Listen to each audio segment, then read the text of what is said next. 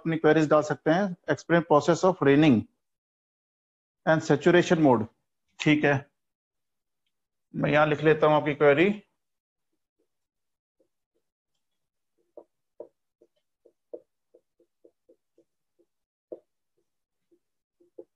वर्षा,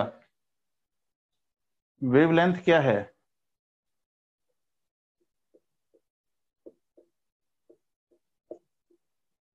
तरंग दैर्ध्य,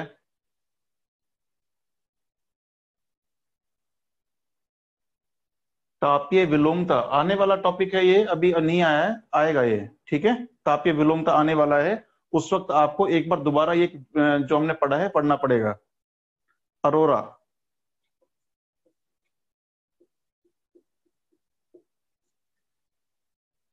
अरोरा तापीय विलोमता पर क्वेश्चन आया है 2013। नेक्स्ट आपका क्या पूछा आपने? नेहा यादव ने सिर्फ एक किया है, क्या है मतलब ये मुझे समझ नहीं आया क्या क्वेश्चन पूछा है। अरोरा एक और क्वेरी है, स्ट्रेटोस्फेयर, पोल एंड इक्वेटर, समताप मंडल।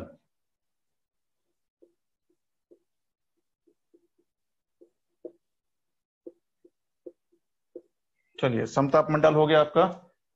नेक्स्ट, ताप मंडल की घटनाएं। ताप मंडल में कुछ नहीं होता ज्यादा, है ना। टेम्परेचर के अंदर 3 घटनाएं होती हैं जो मैंने आपको आयन मंडल में समझाई थी। इसके एक्सोस्फीयर पार्ट में कुछ नहीं होता, है ना, उसको छोड़ दीजिए।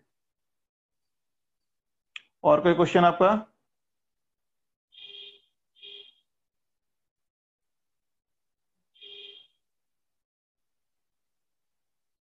टेम्परेचर इंक्रीज होगा, जिसका ये क्वेश्चन है, वाटर वेपर अगर शॉर्ट वेव को एब्जॉर्ब करेगा तो टेम्परेचर इंक्रीज होगा। डिक्रीज क्यों होगा?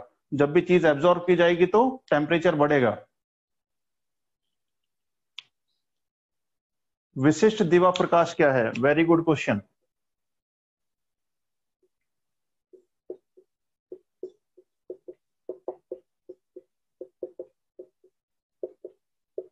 आज के टॉपिक में आने वाला है ये।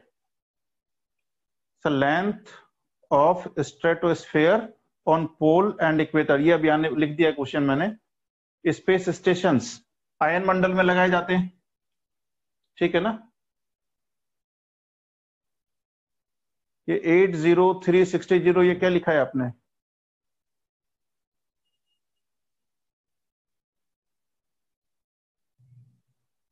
आपका क्वेश्चन नहीं समझा हूं मैं नेहा।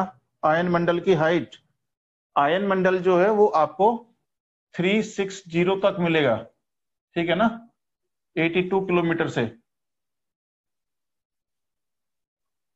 हाँ, आयनोस्फीयर का ही बताया मैंने, 82 से 360 तक। मदर ऑफ पर्ल क्लाउड,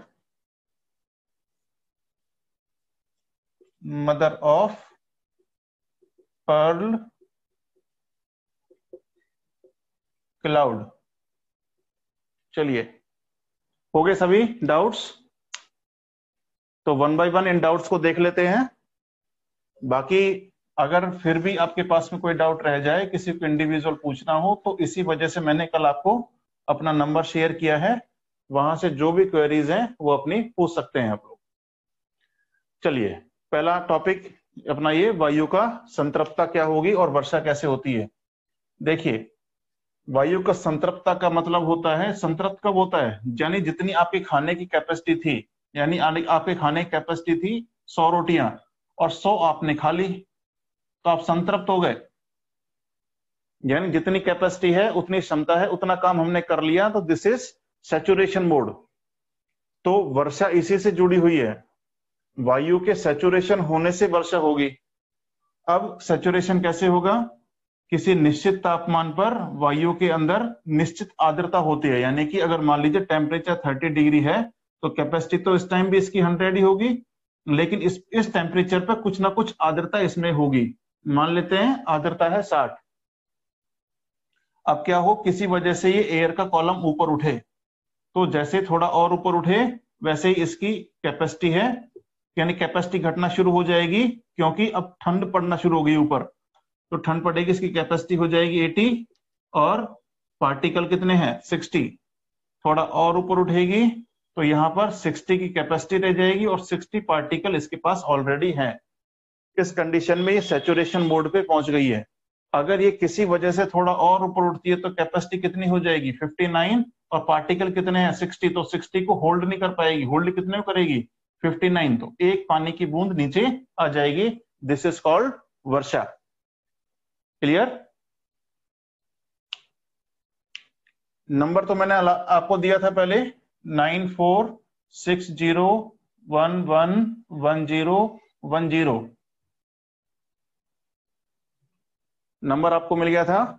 ठीक है, फिर भी अगर आपको जो कोई आज मेरे से जुड़े हैं नए, वो नंबर अपना मेरा नोट कर लीजिए और मुझे केवल व्हाट्सएप करना है, कॉल मत करना उसके ऊपर, है ना। आवश्यकता होगी तो कॉल मैं ही कर लूंगा आपको। अगर मुझे लगा कि डाउट ऐसा है जिसमें मुझे कॉल करना चाहिए तो मैं खुद कॉल करूंगा, आप कभी कॉल मत करिएगा। तरंग दैर्ध्य यानी कोई भी तरंग शृंग और गर्त बना के चलती है। दो शृंगों के बीच की दूरी या दो गर्तों के बीच की दूरी क्या कहलाएगी? तरंग दैर्ध्य। क्लियर?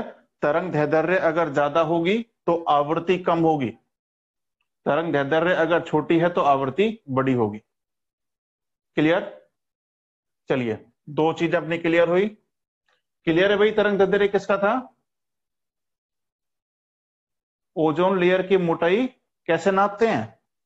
जहां तक ओजोन मिलेगी वहीं तक उसकी मोटाई है। मोटाई नापना क्या है? यानी मोटाई जो मैंने आपको बताई है औसत मोटाई है। ऐसा नहीं कि अपन इंच टेप लेके पहुंच गए, औसत मोटाई होती है ये। सर्दी गर्मियों में एटमॉस्फेयर की लेयर जो है, इनकी हाइट और डेप्थ दोनों चेंज होती रहेंगी। ठीक है ना? अब ये यही काम थोड़ी है यार, नंबर दोबारा बताना। 9460 ये नंबर लिखा हुआ है आज। ठीक है, चलिए बात करते हैं अरोरा की। मैंने आपसे कहा था हमारी अर्थ में एक मैग्नेट है। इस मैग्नेट का साउथ ऊपर की तरफ है और नॉर्थ इधर की तरफ है, और हमारी अर्थ के ऊपर नॉर्थ यहां है और साउथ यहां पर है। ये क्यों है इसका फंक्शन मैं आपको बाद में बताऊंगा। तो इसका चुंबकीय क्षेत्र है, 7th क्लास में डायग्राम दिया हुआ है, आप अगर देखेंगे तो 7th क्लास में डायग्राम दिया है चुंबकीय क्षेत्र। हर चुंबक का अपना एक चुंबकीय क्षेत्र होता है। तो सन की लाइट जब आती है और सन की लाइट से क्या निकलेंगी? विद्युत चुंबकीय तरंगे। ये तरंगे जब इससे टकराएंगी तो पोल पे, दोनों पोलों पे ग्रेविटी ज्यादा है। ठीक, तो यहाँ जो आयोनाइज्ड गैस है, यानी जो चार्ज गैस यहाँ पर है, और इसके ये जो अपनी बनी है क्या? चुंबकीय क्षेत्र। तो चुंबकीय क्षेत्र के साथ जब ये किरणें टकराएंगी तो चमक उत्पन्न होगी। उस चमक को कहा जाता है अरोरा। उत्तरी गोलार्ध में से कहते हैं अरोरा बोरोलियस, दक्षिणी गोलार्ध में से कहते हैं अरोरा ऑस्ट्रेलाइड। आप याद रखना, दक्षिणी गोलार्ध में है ऑस्ट्रेलिया, उससे जोड़ के रखना इसको। ठीक है, हो जाएगा।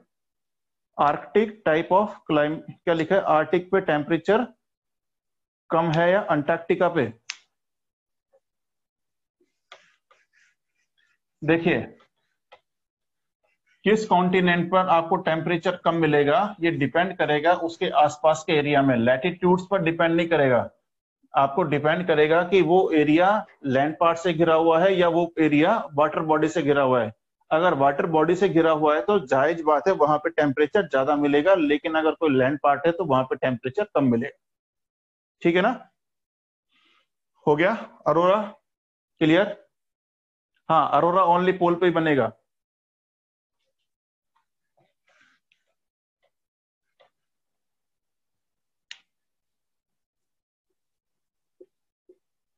समताप मंडल, देखिए समताप मंडल क्या है? समताप मंडल 20 किलोमीटर से लेकर और 50 किलोमीटर के बीच में मिलता है। इसमें मिलती है हमें एक और गैस मिलती है जिसका नाम है ओजोन, और ये मिलती है 35 किलोमीटर की ऊंचाई तक। क्लियर? इस ओजोन वाले एरिया में, क्योंकि मैंने आपको क्या बताया था, 99% डस्ट पार्टिकल, वाटर वेपर्स और भारी गैसें लाइक CO2, वो सभी कहाँ हैं? इसके नीचे। अब 99% वेपर है, 99.99, तो 0.1% अगर वाटर वेपर ऊपर पहुंच जाता है, किसी भी वजह से पहुंच जाए, तो ऊपर ठंड इतनी ज्यादा है कि वो सॉलिड पार्टिकल में उसके वाटर वेपर्स कन्वर्ट हो जाएंगे, यानी बर्फ। तो यहां जो बादल मिलेंगे उनमें आइस के क्रिस्टल्स मिलते हैं। सन की लाइट जब इस पर पड़ेगी तो ये मोतियों की तरह चमक रहे होंगे, इसलिए इसका नाम रखा है mother of pearl cloud. Pearl यानी मोती, तो मदर ऑफ पर्ल क्लाउड का मतलब है कि ये क्लाउड के अंदर मोती हैं। ठीक, तो पर्ल क्या है? वो क्रिस्टल, बर्फ के। तापीय विलोमता का जो आपका क्वेश्चन था वो आपको पता लगेगा अभी थोड़ी देर के बाद, जब टॉपिक अपना शुरू होगा। और तो कोई क्वेश्चन नहीं सर, लेकिन लैंड ज्यादा हीट एब्जॉर्ब करता है, तो हीट तो मिले, हीट तो मिले, लेकिन पानी ज्यादा देर होल्ड भी तो करके रखेगा ना भाई। पानी ज्यादा देर हीट को होल्ड करके रखता है। लैंड पार्ट ठंडा भी जल्दी हो जाता है अगर जल्दी गर्म हो जाएगा तो। पोल पर टेम्परेचर कम है, ठीक है, और पानी के अंदर मिक्सिंग चलती रहती है, तो पानी बहुत ज्यादा ठंडा नहीं हो पाएगा, लैंड पार्ट तो ठंडा हो जाएगा। ठीक है ना सर, लेकिन लैंड ज्यादा अच्छा हो गया क्वेश्चन आपका। चलिए, विशिष्ट दिवा प्रकाश क्या है? देखिए, अगर सन हमारा है और सन से जब लाइट आती है और डस्ट पार्टिकल से टकराए, तो ये लाइट बिखर कर हमारे धरातल पर आती है और इससे अलग अलग कलर की लाइट बन जाती है। क्लियर? लाइट तो सफेद है, आप जानते हैं सफेद लाइट में आपने रेनबो नाम सुना होगा, रेनबो बनता है सफेद लाइट के अंदर, सारे रंग हैं। तो जब ये टकराएगी और बिखरेगी तो बिखरा हुआ जो प्रकाश हमारे धरातल पर पहुंचता है उसे कहते हैं विसरित दिवा प्रकाश। और यहां से एक चीज आप हमेशा याद रखना कि हमारी अर्थ पर सबसे ज्यादा जो प्रकाश पहुंचता है वो है विशिष्ट दिवा प्रकाश। इसे इंग्लिश में कहते हैं डिफ्यूज डे लाइट। क्लियर? बात समझ गए आप? डिफ्यूज डे लाइट यानी ज्यादातर जो मोस्टली जो प्रकाश हमारे यहाँ पहुंच रहा है वो बिखर के ही पहुंचता है, डायरेक्ट सनलाइट नहीं आती। वो डस्ट पार्टिकल से टकराएंगे और टकराने के बाद हमारे धरातल पर आएंगे। ये आवाज जिनको नहीं आ रही है, ये अपना उधर से अपने हैंड पर चेक करिए। नहीं, प्रिज्म अलग चीज है, मैं डस्ट पार्टिकल की बात कर रहा हूं, डस्ट पार्टिकल की बात कर रहा हूं। मदर ऑफ पर्ल क्लाउड मैंने बता दिया क्या है, ठीक है ना।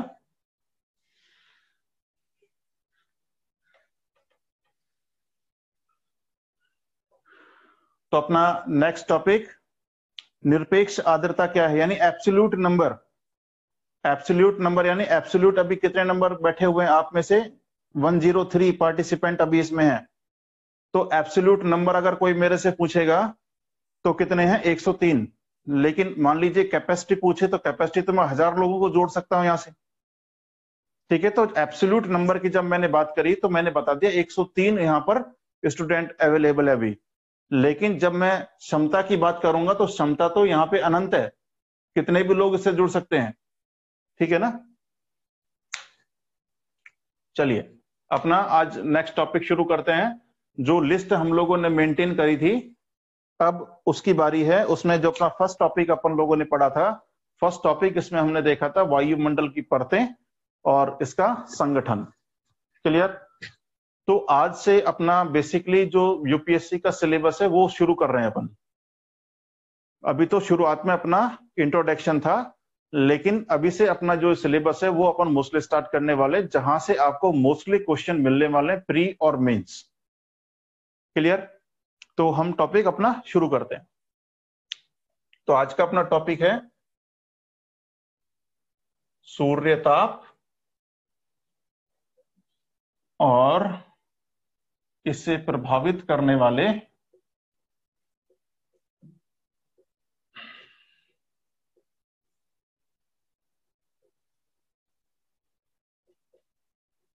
कारक। Clear?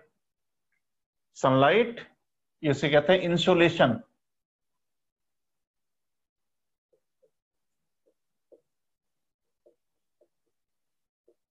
Insolation and its effecting factor. Incoming sunlight भी कहते हैं इसे, सूर्यताप को।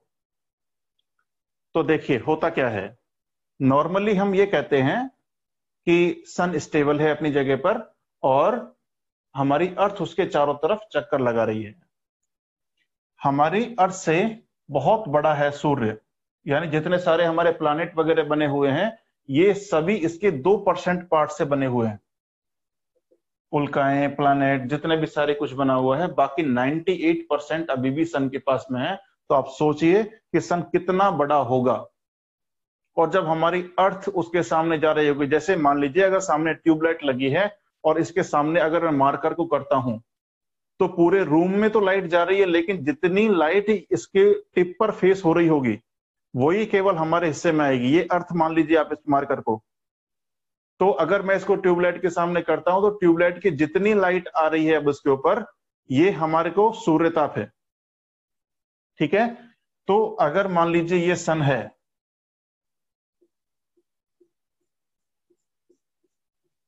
और ये हमारी मान लीजिए अर्थ हो, तो जो लाइट सन की तरफ आती है इसे कहते हैं सूर्यताप। और ये कितनी है, 1/2 अरबवा भाग, अरबवां भाग।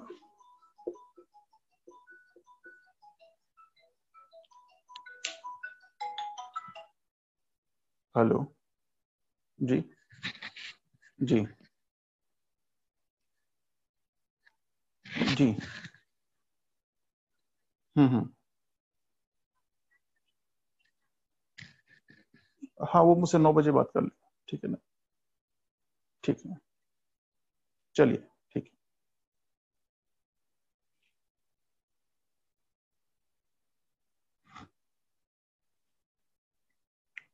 चलिए बात कर रहे थे, ये सन है और ये हमारी अर्थ।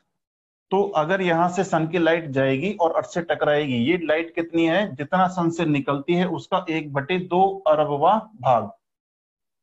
बात समझ गए। अब देखिए सन के अंदर बेसिकली है क्या है, सन के इस बाहरी इस पूरे एरिया में जो गैसेस हैं इसमें 90% यानी 90% है हाइड्रोजन और 10% है हीलियम। बात समझ गए आप।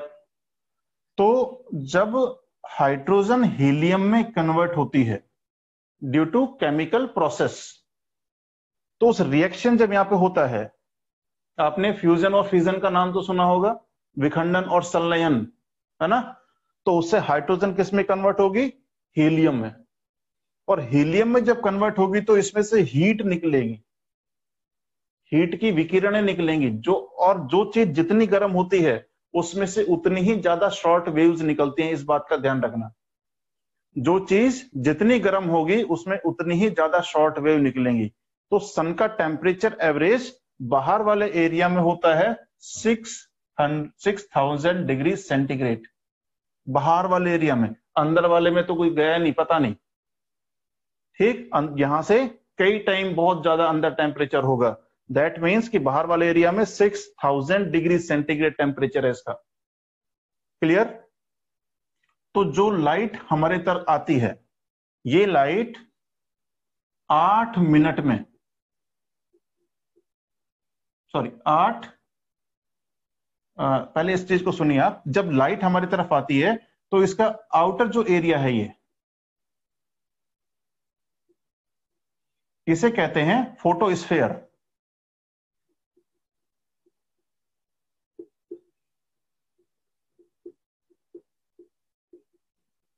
क्यों कहते हैं फोटोस्फेयर, यहां से आपका क्वेश्चन बनना शुरू होता है, स्टार्टिंग है बिल्कुल।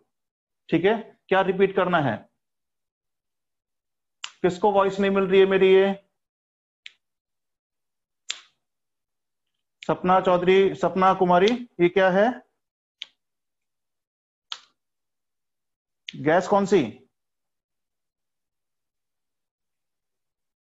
अभी आप कोई भी कमेंट मत करिए क्योंकि मुझे यहां पे देखना पड़ेगा। हाइड्रोजन यहां पे 90% है और 10% है हीलियम। ठीक है, चलिए तो शुरू करते हैं इसको। यानी सन के जो यहां से लाइट निकली इसमें से, ये लाइट बेसिकली निकलती है फोटोन, फोटोन्स के फॉर्म में निकलती है। फोटोन्स क्या होते हैं, जैसे आजकल आप टीवी में टेक्नोलॉजी देख रहे होंगे, फोटोन्स टेक्नोलॉजी। तो फोटोन्स टेक्नोलॉजी क्या होती है? फोटोन्स होते हैं बेसिकली एनर्जी के छोटे छोटे पैकेट्स, और ये पैकेट्स हमारी अर्थ की तरफ भेजे जाते हैं। तो जहां से ये फोटोन्स निकलते हैं, अब हिंदी लैंग्वेज को यूज करना चाहिए, इसका नाम हिंदी में फोटोन्स ही है, बस समझ गए आप। और अगर आप हिंदी मीडियम में हैं तो इतना इंग्लिश मीडियम के साथ दुश्मनी मत निभाओ, बस समझ गए आप। थोड़ा सा इससे दोस्ती रखनी है इंग्लिश मीडियम से भी, क्योंकि वहां इंग्लिश में भी आपको काम करना पड़ेगा। हम हिंदी मीडियम के जरूर हैं, लेकिन इंग्लिश मीडियम वाले हमारे दुश्मन नहीं है, ठीक है। तो इंग्लिश का कुछ वर्ड्स की जानकारी रखो, क्योंकि इन्हें हिंदी में भी सेम ट्रांसलेशन करते हैं हम लोग। और जैसे कल कुछ लोगों ने मुझे व्हाट्सएप किया और वो पूछ रहे थे कि हम इंग्लिश मीडियम में एटलस खरीदें या हिंदी मीडियम में, तो मैं आप सभी को एक चीज बता देता हूं कि आप इंग्लिश मीडियम में ही लें, हिंदी में क्यों नहीं लेना है। जैसे मान लीजिए आप जब हिंदी मीडियम के एटलस को खोलेंगे तो उसमें लिखा होगा पीत सागर, ठीक, और पीत सागर पूरे वर्ल्ड में कहीं पर नहीं है, उसका नाम है येलो सी। तो येलो सी अगर लिखा होता तो ठीक था, मुझे कोई रिकमेंड करने में कोई दिक्कत नहीं, लेकिन उसमें लिखा पीत सागर, पीत नदी। तो पीत नदी जैसी पूरे वर्ल्ड में कोई रिवर ही नहीं है, फिर आपको दूसरे ब्रह्मांड में जाना पड़ेगा कहीं और उसको ढूंढने के लिए। एक्चुअली क्या किया है, उस ऑक्सफोर्ड को जब हिंदी में एटलस ने ट्रांसलेट किया तो गूगल ट्रांसलेट हो गई वो, ठीक है। तो हमें केवल नाम ढूंढना है, पाकिस्तान को ढूंढने के तो नाम पाकिस्तान ही मिलेगा, उसका नाम कुछ और नहीं मिलने वाला। तो हमें नाम ही ढूंढने हैं, तो दैट्स मीन्स आप क्या करें, इंग्लिश वाली एटलस ले लें। तो मैंने बताया कि यहां से जब हीट निकलती है तो वो फोटॉन्स के फॉर्म में निकलेगी, और फोटॉन्स के फॉर्म में निकलेगी, इसी वजह से इसके बाहरी आवरण को क्या कहते हैं, फोटोस्फेयर, बाहरी लेयर। क्लियर। अब यहां से हीट कितनी चली, 1/2 अरब भाग। अब देखिए, अगर ये हमारी अर्थ है, मान लीजिए अर्थ है, तो अर्थ का कोई ना कोई एटमॉस्फेयर भी होगा, कोई ना कोई एटमॉस्फेयर भी होगा इसका।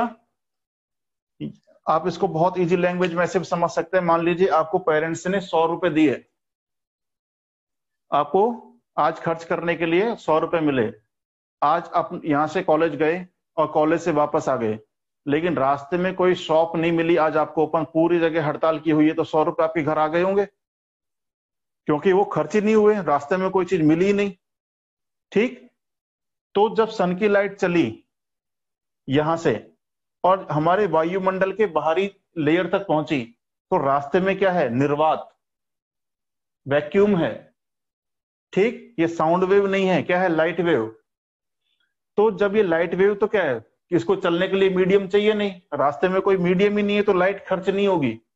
जितना लाइट यहां से चली थी उतनी ही लाइट कहां मिल गई, वायुमंडल के बाहरी लेयर पर। इसे ही कहा जाता है सौर स्थिरांक, सौर स्थिरांक, सौर स्थिरांक। क्लियर। तो आप सभी नोट कर लीजिए सौर स्थिरांक क्या है, थोड़ा इसका इंट्रोडक्शन आप नोट कर लीजिए, मैं लिखा देता हूं। लिखिए, पृथ्वी की ऊर्जा का एकमात्र स्रोत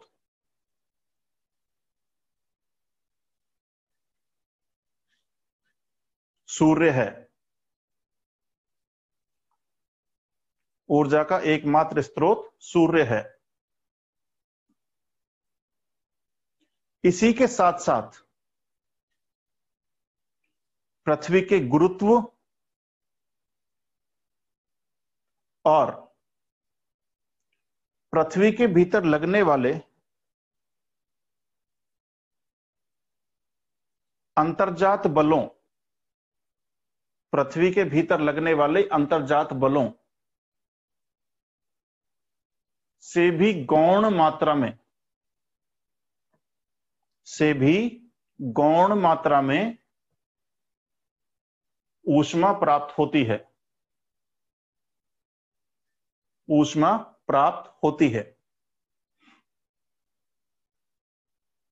क्लियर?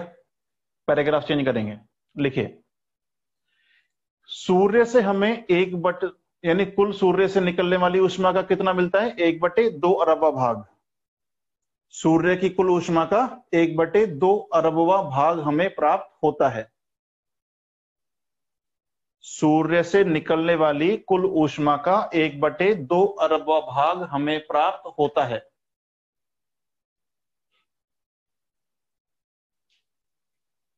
हो गया?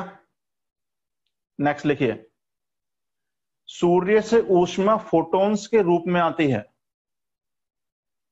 सूर्य से ऊष्मा फोटॉन्स के रूप में आती है।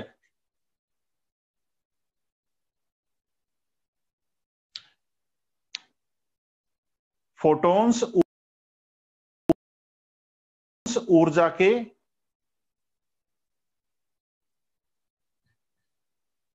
छोटे छोटे पैकेट्स होते हैं।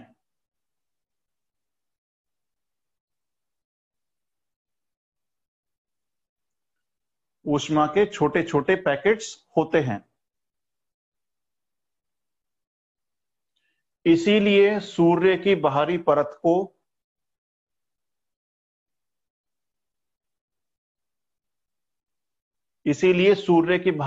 को फोटोस्फेयर कहा जाता है।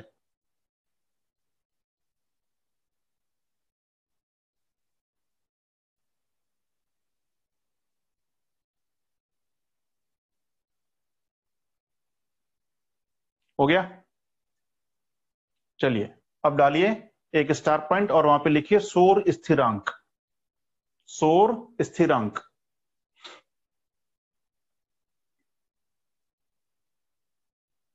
सौर स्थिरांक लिखिए इसमें।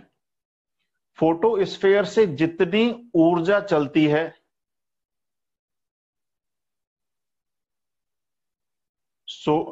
यानी कि फोटोस्फेयर से जितनी ऊर्जा चलती है उतनी ही ऊर्जा हमें वायुमंडल की बाहरी परत पर मिल जाती है।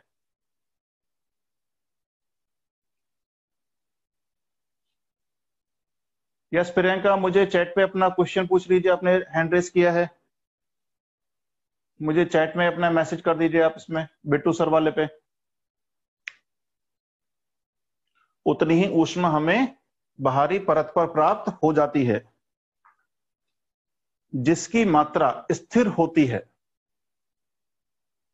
जिसकी मात्रा स्थिर होती है। इसे सौर स्थिरांक कहा जाता है। इसे सौर स्थिरांक कहा जाता है।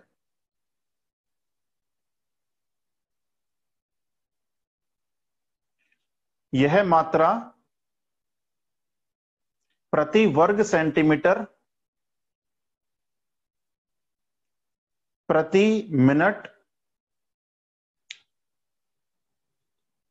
2 ग्राम कैलोरी होती है। कैलोरी होती है। यह मात्रा प्रति वर्ग सेंटीमीटर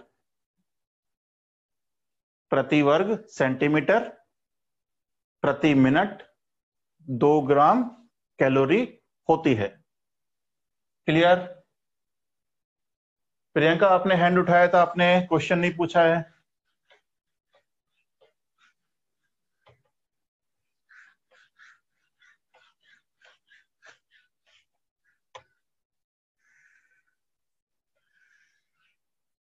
अच्छा, आप में से अभी कुछ लोग ऐसे हैं जिनको किस किस को लगता है ज्योग्राफी बहुत हार्ड सब्जेक्ट है क्या आप में से जो ऐसा सोचते हैं? वो मुझे कमेंट करके बताएं, कुछ है क्या? दीपिका, मुझे मैसेज कर दीजिए आप। अच्छा, आपको सबको लगता है? नहीं लगता? हाँ जी, नेहा जी आपको लगता है, इंद्रजीत आपको लग रहा है। ये निकाल दीजिए अपने मन से कि ज्योग्राफी बहुत हार्ड सब्जेक्ट है, बहुत मजे वाला सब्जेक्ट है ये। क्योंकि अगर आप तर्क दे सकते हैं किसी भी चीज का, अगर पढ़ा लिखा इंसान जब तर्क दे ही नहीं सकता तो उसके पढ़ने लिखने का फायदा क्या है?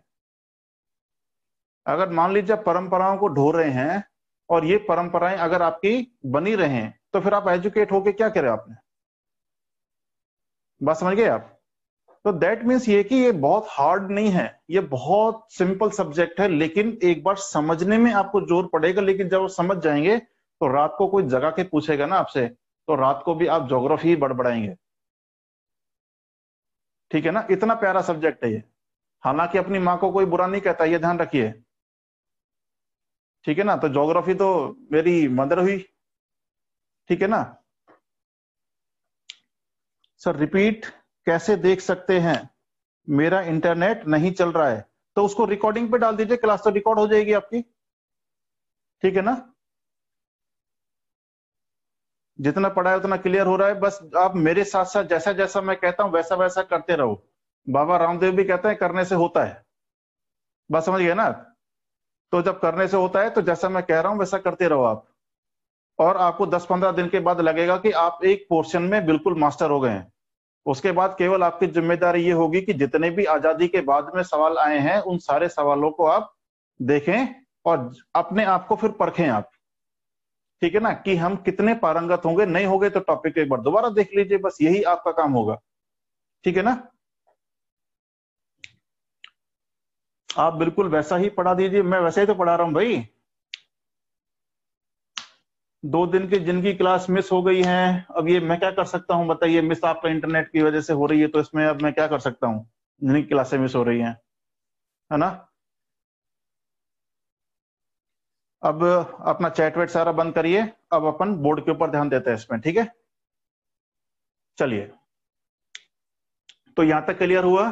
सन से लाइट आई, ये सन है, यहाँ हाइड्रोजन थी, हीलियम में चेंज हुई, और ये सन की लाइट हमारे यहाँ पर आई, और ये वायुमंडल तक हमने यहाँ पे पढ़ लिया सौर स्थिरांक।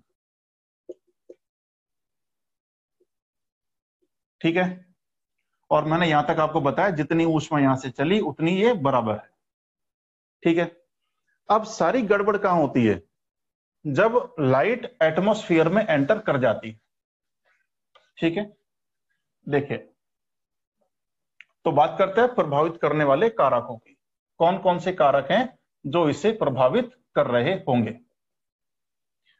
आपको जो पीडीएफ मिली है उसमें डायग्राम्स भी दिया हुआ है, लेकिन जो अच्छे डायग्राम्स है वो बोर्ड पे आपको यहाँ पे बनवाऊंगा, इसलिए मैंने उसमें से डायग्राम्स निकलवा दिए, है ना? तो ताकि आप लोग उसको थोड़ा और ध्यान से पढ़ेंगे। ठीक है ना? तो डायग्राम्स मैं बोर्ड पे बना दूंगा, आप यहां से डायग्राम बनाएं, ताकि एक बार जब बनाएंगे ओशन करंट वगैरह सारा कुछ करेंगे। भाई ओशन करंट कहां से नया जी बीच में आ गया ये? अभी तो सनलाइट तो चलने दो, ओशन करंट तक पहुंचते पहुंचते तो हम बुढ़े हो जाएंगे, है ना? पीडीएफ आ रही है आप लोगों के पास? पीडीएफ मेल हो रही है बराबर? नहीं आ रही तो अपने कोऑर्डिनेट से आप बात कर लीजिए, ठीक है, कि हमें क्यों नहीं आ रही है। क्लियर? चलिए, तो फर्स्ट हम बात करते हैं कारकों में अक्षांशीय स्थिति।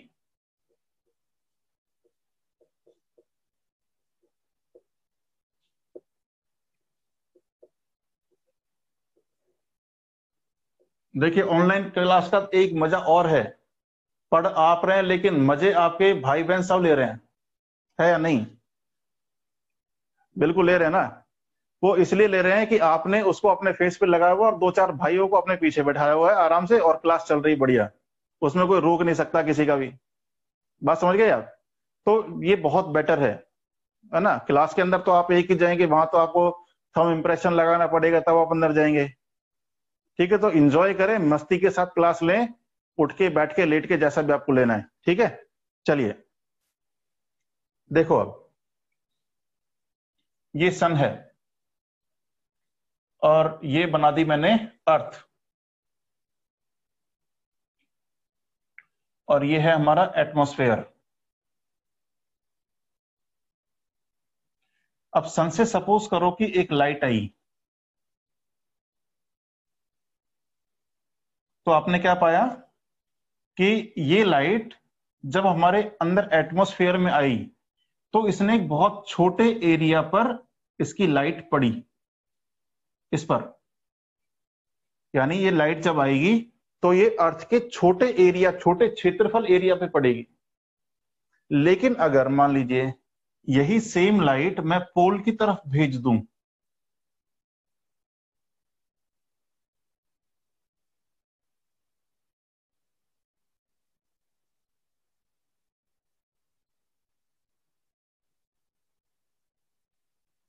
तो इसने कितना बड़ा एरिया कवर किया, यहां से लेकर और यहां तक। बात समझ गए आप? लाइट जितनी तिरछी होगी उतने ही बड़े रीजन में फैल जाएगी। तो पोल की तरफ लाइट क्या होती है, तिरछी होती है। तो कितने अक्षांश पर कितनी सनलाइट मिल रही है। अब आपको अक्षांश समझ में आ रहा है कि हमने अक्षांश क्यों पढ़े थे? क्योंकि अक्षांशों में क्या करना है, हमें बताना है कि 0 डिग्री पर सीधी लाइट पड़ती है, 30 डिग्री पर इतना तिरछी लाइट पड़ती है, और 60 डिग्री पर इतनी पड़ेगी, पोल पर इतनी पड़ेगी। तो हम वो कैसे बता सकते हैं? अगर अक्षांशों की जानकारी होगी तभी हम इसको बताएंगे। बात समझ गए आप? तो दोबारा सुनिए इसको। सन की लाइट अगर डायरेक्ट सीधी आएगी, तो जहां पर सन की लाइट इक्वेटर पर सीधी आती है वहां पर ये कम क्षेत्रफल एरिया को कवर करेगी, और अगर ये पोल की तरफ जाएगी तो ये ज्यादा बड़ा एरिया को कवर करने वाली है। बात समझ गए? तो अक्षांश स्थिति सन की लाइट को इफेक्ट करेगी। डायग्राम बना लो आप, साथ साथ बना लीजिए, जितने भी लोग हैं डायग्राम बना लीजिए। मैं बहुत स्लो टॉपिक अपना चलने वाला है और डायग्राम्स के साथ चलेगा। ज्योग्राफी का मतलब होता है जियो प्लस ग्राफी, जिसके डायग्राम क्लास के साथ साथ बन जाते हैं, उससे बेटर चीज और कुछ नहीं है।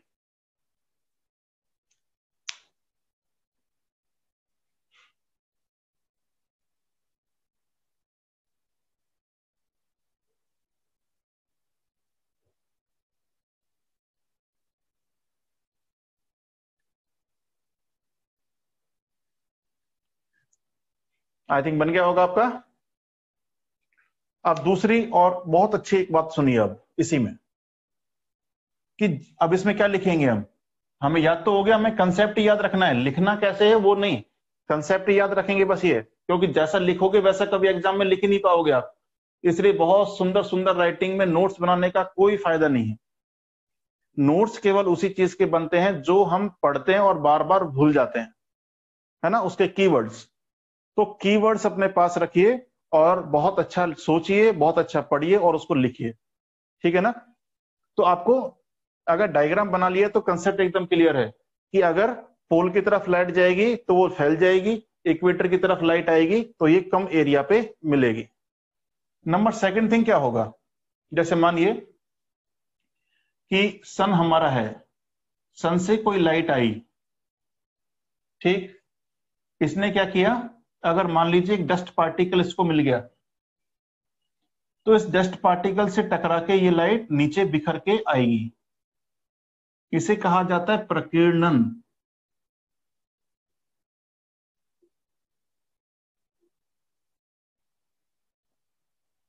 बात समझ गए आप? यानी फैल जाना, स्कैटरिंग होना। तो उसकी लाइट बिखर जाएगी और बिखर कर आएगी, और जो लाइट बिखर कर आई है उसे ही हम क्या कहते थे, विस्तृत दिवा प्रकाश। बात समझ गए आप? और मैंने आपको थोड़ी देर पहले बताया था कि जितनी लाइट हमको मिलती है उसमें से मैक्सिमम क्या है, विस्तृत दिवा प्रकाश। बात समझ गए आप? तो एक तो चीज ये। नंबर सेकंड थिंग, अगर सन है यहां पर, ये कब होगा, जब छोटा पार्टिकल आ जाए। यानी अगर मान लीजिए हाथ में आपके टॉर्च है और टॉर्च आपने जलाई और आगे फिंगर लगा ली, तो लाइट दो हिस्सों में बटेगी और दीवार पर पड़ेगी। बात समझ गए आप? अगर मान लीजिए आपने टॉर्च जितनी बड़ी है उससे ज्यादा बड़ा आपने हाथ लगा दिया तो टॉर्च की सारी लाइट ही बंद हो जाएगी। क्लियर? तो डस्ट पार्टिकल कैसा है, छोटा। किससे, वेव से।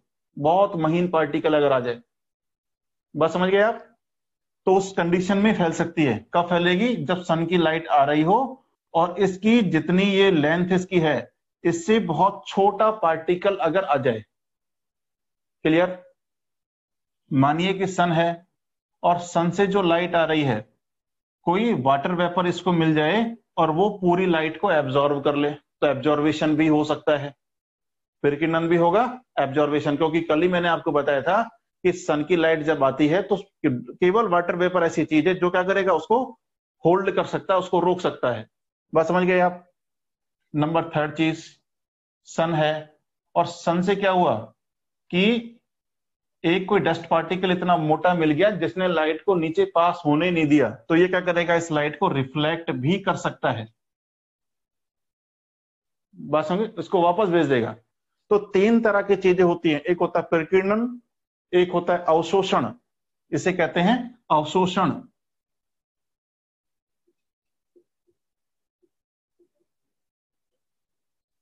और ये क्या है, परावर्तन। परावर्तन, तो तीन चीजें हो गई। प्रकीर्णन कब हुआ, बहुत छोटा पार्टिकल आ गया और लाइट फैल गई। अवशोषण कब हुआ, जब कोई वाटर पार्टिकल मिला उसने इसको सोख लिया लाइट को। और परावर्तन कब हुआ, ये टकरा के वापस चला गया। बात समझ गए आप। अब इस चीज किस कंसेप्ट को यहां पे अप्लाई करिए, इस वाले कंसेप्ट को यहां पे अप्लाई करिए। अब यहां पे इसको बहुत कम दूरी को क्रॉस करना है। देखिए यहां पे एटमॉस्फेयर को, यहां पे जहां सीधी लाइट आ रही है वहां पे कम दूरी को क्रॉस करना है, लेकिन अगर जो पोल की तरफ जा रही है इसको बहुत बड़ी दूरी को क्रॉस करना है। बात समझ गए आप। ये तीनों एक्टिविटी यहां पर भी अप्लाई करिए और यहां पर भी अप्लाई करिए। तो मुझे यह बताइए कि ज्यादा एनर्जी का लॉस कहां पे होगा, जहां पे ज्यादा दूरी तय करनी है। जहां पे कम दूरी तय करनी है वहां पे एनर्जी का लॉस कम होगा, लेकिन जहां पे ज्यादा दूरी तय करनी है वहां पे एनर्जी का लॉस कम होगा, जन ज्यादा हो जाएगा। और ज्यादा होगा तो यहाँ पे तापमान कम पहुंचेगा, सूर्य की किरणें कम पहुंचेंगी, लेकिन यहाँ पे सूर्य किरणें ज्यादा पहुंचेंगी। तो इसमें दो कंसेप्ट हैं, एक तो वायुमंडल की मोटाई, सूर्य की किरणों को ध्रुवों की ओर ज्यादा मोटे वायुमंडल को क्रॉस करना पड़ेगा, तो उसकी ऊर्जा कम हो जाएगी। यहां पे उसको कम मोटे वायुमंडल क्रॉस करना है तो उसकी ऊर्जा बनी रहेगी। नंबर सेकंड थिंग, कि जैसे जैसे हम पोल की तरफ जाएंगे वैसे वैसे सूर्य की किरणें तिरछी होना शुरू हो जाएंगी, और तिरछी जब हो जाएगी तो ये ज्यादा बड़े वायु हमारे लैंड पार्ट को कवर करेगी, और सेम ऊर्जा किसको कवर कर रही है, छोटे लैंड पार्ट को। तो एनर्जी बड़े एरिया में फैल जाएगी, तो ये ज्यादा गर्म नहीं हो पाएगा। अल्टीमेटली मैं एक लाइन में अगर इसको कहना चाहूं तो ये कह सकता हूं कि बढ़ते हुए अक्षांशों के साथ साथ सूर्य ताप कम हो जाता है। बात समझ गए आप। एक लाइन में अगर दोनों चीजों को कहना चाहूं तो बढ़ते हुए जैसे जैसे अक्षांश बढ़ेंगे इक्वेटर लाइन से, किसको साउंड नहीं आ रहा, वीडियो भी नहीं आ रहा, साउंड भी नहीं आ रहा, ऐसा कैसे हो सकता है मयंक जी। आ रहा होगा यार, आप देखो, है ना। तो एक लाइन में अगर कोई आपसे पूछता है तो उसको सीधा कहना है कि जैसे जैसे अक्षांश बढ़ते हैं वैसे वैसे क्या होता है, लाइट तिरछी हो जाती है और सूर्य ताप कम मिलता है।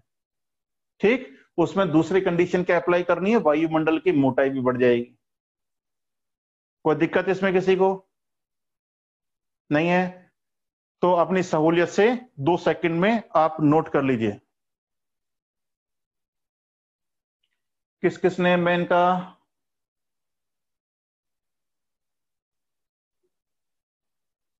यस अपना आप क्वेश्चन बोलिए, मैं सुन लेता हूं आपका क्वेश्चन जिन्होंने रेज हैंड किया है।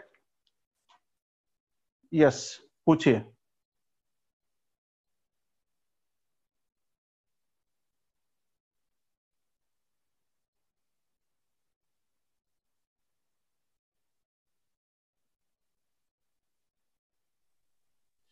बाकी लोग यहाँ से नोट कर लीजिए जिनको नोट करना है।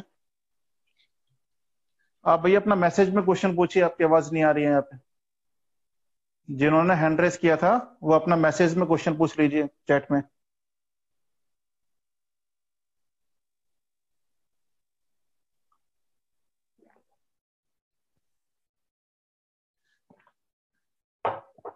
चलिए आगे चलते हैं।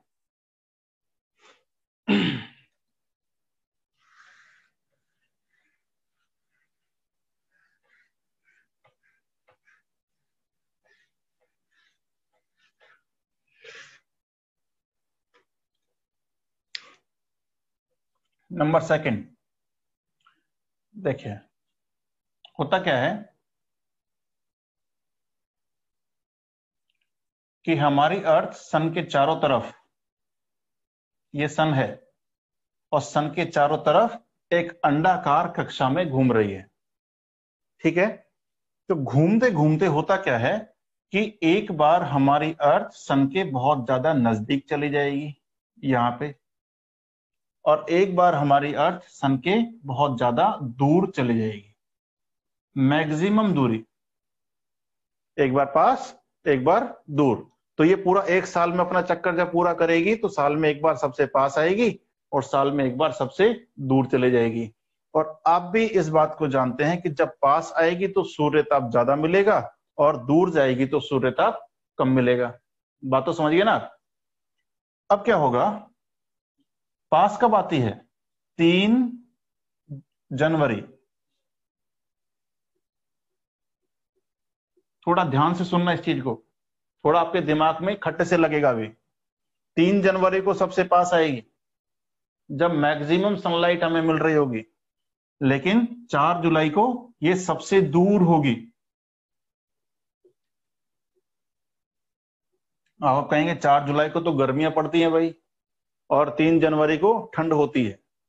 आपके दिमाग में जो क्वेश्चन उठा है वो अब ये उठा है कि 4 जुलाई को हमारे यहाँ पे गर्मियां होती हैं, तो गर्मी जब होती है तो सूर्य के बहुत ज्यादा नजदीक होनी चाहिए, मैक्सिमम सनलाइट हमें मिलनी चाहिए। लेकिन पास तो कब आ रही है? 3 जनवरी को। अब होगा क्या, सुनिए। अब आप यहां से उठिए और उठ के ऑस्ट्रेलिया में जाके बैठ जाइए, तो आप पाएंगे कि वहां पे 3 जनवरी को गर्मी है या नहीं? आप जब ऑस्ट्रेलिया में जाके बैठ जाएंगे सदर्न हेमिस्फीयर में, तो आपको 3 जनवरी को गर्मी ही फील होगी। आप जहां पर बैठे हुए हैं, आप नॉर्दर्न हेमिस्फीयर में इंडिया के किसी शहर में बैठे हुए हैं।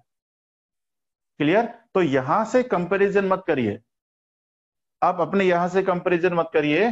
3 जनवरी को सदर्न हेमिस्फीयर में गर्मियां होती हैं, ये ध्यान रखिए, और 4 जुलाई को ठंड होती है। अगर मान लीजिए ऐसा होता कि ये 4 जुलाई होती, मान लीजिए, तो जितना आप अभी टेम्परेचर फील कर रहे हैं 40-45 डिग्री, ये होता 65 डिग्री 60 डिग्री उस वक्त टेम्परेचर हो सकता था।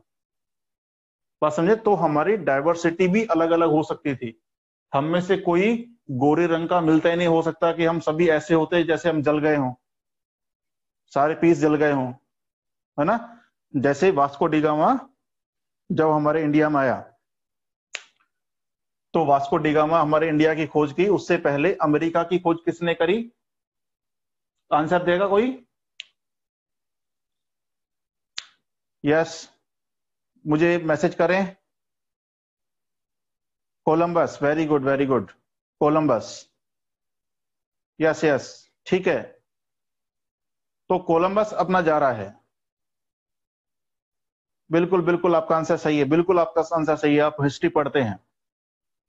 तो उसने जब खोज करी तो वो खोज करने निकला था वास्तव में इंडिया की।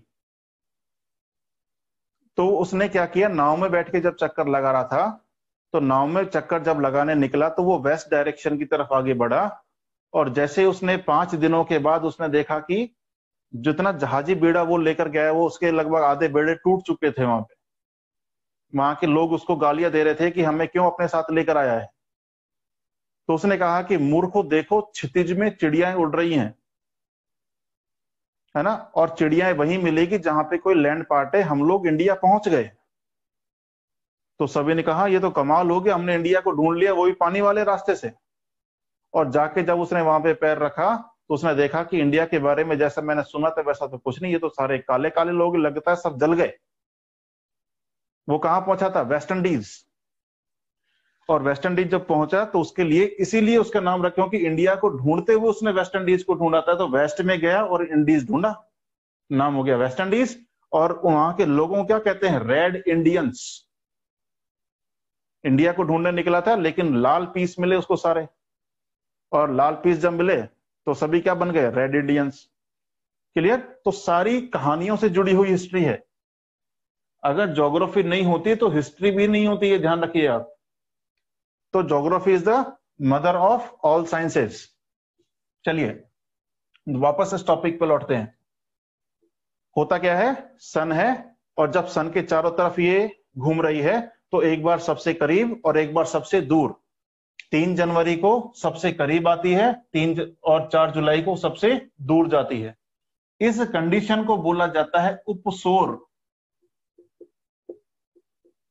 उपसौर की कंडीशन, और इसे कहा जाता है अपसौर, अपसौर की कंडीशन। बस समझ गए आप? उपसौर की कंडीशन और अपसौर की कंडीशन। अपसौर की जब कंडीशन होगी तो मिनिमम सनलाइट मिलेगी, और उपसौर की जब कंडीशन होगी तो मैक्सिमम सनलाइट मिलेगी। क्लियर? इरेज कर दूं? ठीक है, यस, रेड इंडियन ही कहा था।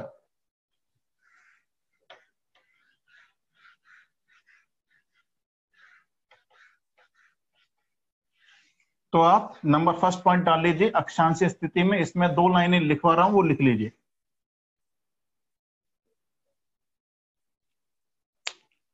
लिखिए, विषुवत रेखा से ध्रुवों की ओर बढ़ते समय, विषुवत रेखा से ध्रुवों की ओर बढ़ते समय सूर्य की किरणें अत्यधिक तिरछी हो जाती हैं।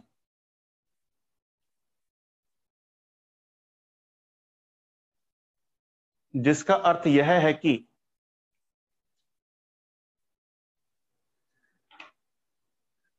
सूर्य की किरणों का कोण, सूर्य की किरणों का कोण घट जाता है। घट को अंडरलाइन करो, ये क्वेश्चन बनता है। ठीक है ना? बढ़ेगा नहीं, घट जाएगा। सूर्य किरणों कोण घट जाता है, ना कि बढ़ता है।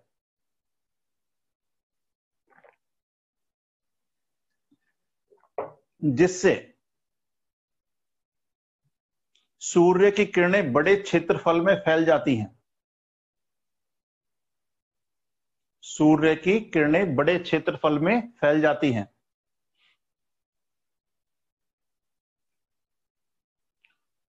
यही कारण है कि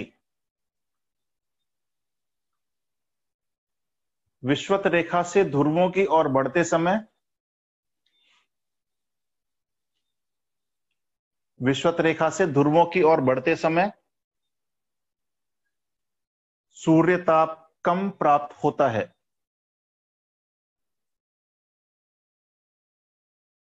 सूर्य ताप कम प्राप्त होता है।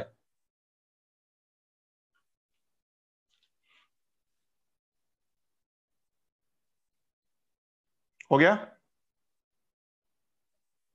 सूर्य ताप कम प्राप्त होता है। अब पैराग्राफ चेंज कर लीजिए। लिखिए, विषुवत रेखा के समीप सूर्य की किरणों को कम मोटे वायुमंडल से गुजरना पड़ता है। कम मोटे वायुमंडल से गुजरना पड़ता है, जिससे, कम मोटे वायुमंडल से गुजरना पड़ता है जिससे प्रकीर्णन, अवशोषण और परावर्तन, प्रकीर्णन, अवशोषण और परावर्तन जैसी घटनाएं,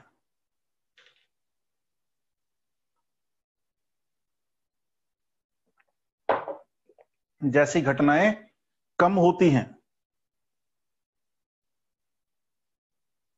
अतः अत्यधिक सूर्यताप विषुवत रेखा पर प्राप्त होता है।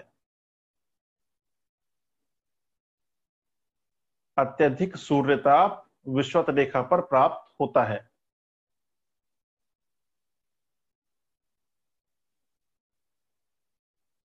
जबकि वायुमंडल की मोटाई तो बढ़ जाएगी ना ध्रुवों पे।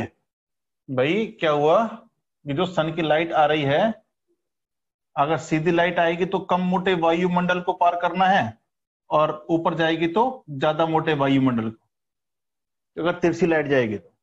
लिखिए, ध्रुवों की ओर बढ़ते समय सूर्य की तिरछी किरणें अधिक मोटे वायुमंडल से पार होती हैं। अधिक मोटे वायुमंडल से प्राप्त यानी पार होती हैं,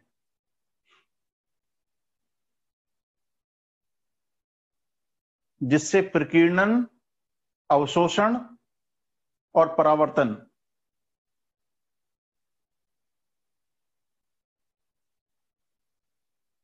अधिक मात्रा में होता है।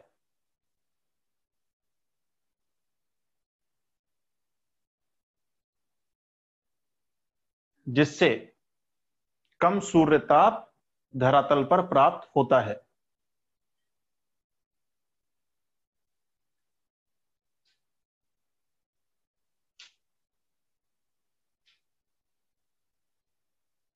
कम सूर्य ताप धरातल पर प्राप्त होता है।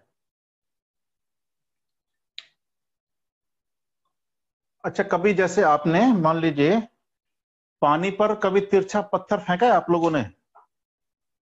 फेंका होगा, है ना? और जो बॉयज है उन्होंने जरूर फेंका होगा। तो जिन्होंने तिरछा पत्थर फेंका है और सीधा अगर फेंका होगा, सीधा जब फेंका होगा तो डूब गया होगा, लेकिन अगर तिरछा हाथ करके ऐसे फेंका है तो वो पानी 3-4 जंप कर पानी के ऊपर से जंप किया होगा और तब जाकर वो पानी में गिरा होगा।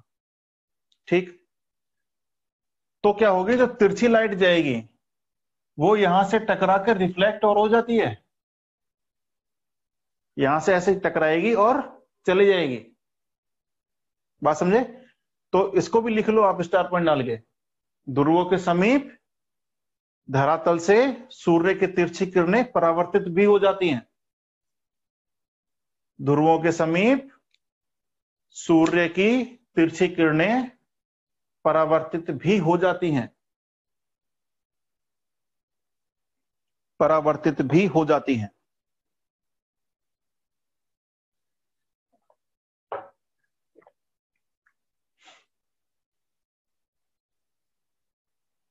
क्लियर? नंबर सेकंड पॉइंट, पृथ्वी का घूर्णन। पृथ्वी का घूर्णन,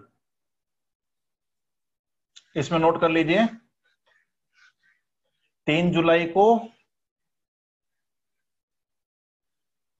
पृथ्वी सूर्य के सबसे नजदीक, 3 जुलाई को पृथ्वी सूर्य के सबसे नजदीक, इसे ब्रैकेट में डालिए उपसौर, उपसौर, इसे ब्रैकेट में डाल दीजिए उपसौर। और 4 जुलाई को सबसे दूर, अपसौर। तो जहां आपने अपसौर लिखा है वहां पे लिखो कम सूर्य ताप की प्राप्ति, और जहां उपसौर लिखा है वहां पे लिखो उच्च वायु यानी उच्च सूर्य ताप की प्राप्ति। 3 जनवरी और 4 जुलाई,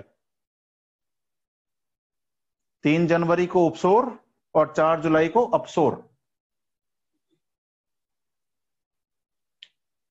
क्लियर?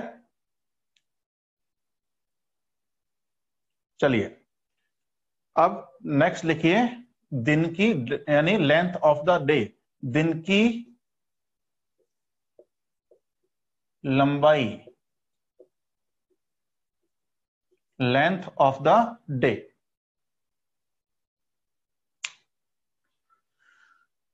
अब देखिए, मानिए कि जो हमारी अर्थ है कैसी वास्तव में? मैंने कल आपको बताया था कि जब अर्थ सन के चारों तरफ घूमती है तो सन एक बार साउथ में फील होगा और एक बार नॉर्थ में फील होगा। ठीक है? तो क्या होता है कि इक्वेटर लाइन के आसपास तो सन की मैक्सिमम लाइट मिलती है, ठीक है ना? यहां पे तो लगभग 12 घंटे का दिन, 12 घंटे की रात होती है ना? यहाँ पे ज्यादा बड़े दिन रात नहीं होते। और अच्छी बात यह है कि यहाँ पे मौसम में ज्यादा चेंजेस भी नहीं होते, ये रात को ही ठंड मान लेते हैं। यहाँ पे सर्दियां वर्दियां नहीं पड़ती, यहाँ मौसम में कोई बहुत ज्यादा चेंज नहीं आते। तो यहाँ पे रात को 1-2 डिग्री सेंटीग्रेड टेम्परेचर कम हो जाता है, ये उसी को ठंड मान के खुश रहते हैं। ठीक है ना? लेकिन गर्मियों में जैसे जैसे हम पोल की तरफ बढ़ेंगे, है ना, समर, गर्मियां, तो गर्मियों में जब ऊपर बढ़ोगे आप, वैसे वैसे दिन की लंबाई बढ़ती जाएगी, डे की लेंथ बढ़ती जाएगी। और आपने बहुत अच्छा कंसेप्ट 6 क्लास में सीखा होगा कि पोल पर 6 महीने का दिन, 6 महीने की रात होती है, 6 महीने का दिन और 6 महीने की नाइट। पढ़ा है ना आपने साइंस में? ये कैसे होता है? ये क्यों होगा? क्योंकि उस वक्त सन कहाँ है? नॉर्दर्न हेमिस्फीयर में। ठीक है। वास्तव में क्या होता है, जैसे मानिए कि ये बॉटल मेरे पास में है एक, है ना, और इसको आप अर्थ की एक्सिस मानिए, और ऐसे घूम रही है हमारी अर्थ, ऐसे, इस कंडीशन में सन के चारों तरफ। ऐसा नहीं कि इस डायरेक्शन में ऐसे घूमी और यूं हो गई, है ना। जिस कंडीशन में झुकी हुई है इसी कंडीशन में ये चारों तरफ इस डायरेक्शन में रोटेट कर रही है। तो अगर सन यहां पर होगा तो इस वक्त यह है, सन की लाइट सीधी पड़ रही होगी इसके ऊपर, यानी इक्वेटर पर सीधी पड़ रही होगी। ठीक है, लेकिन आप बोर्ड पे समझिए इसको कि होता क्या है।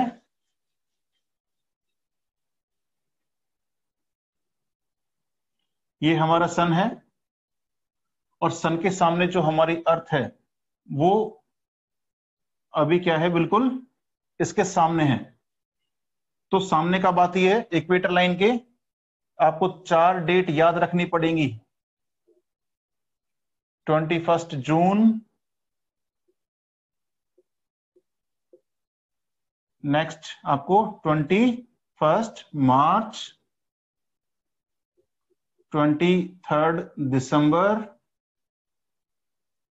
एंड आपको 22,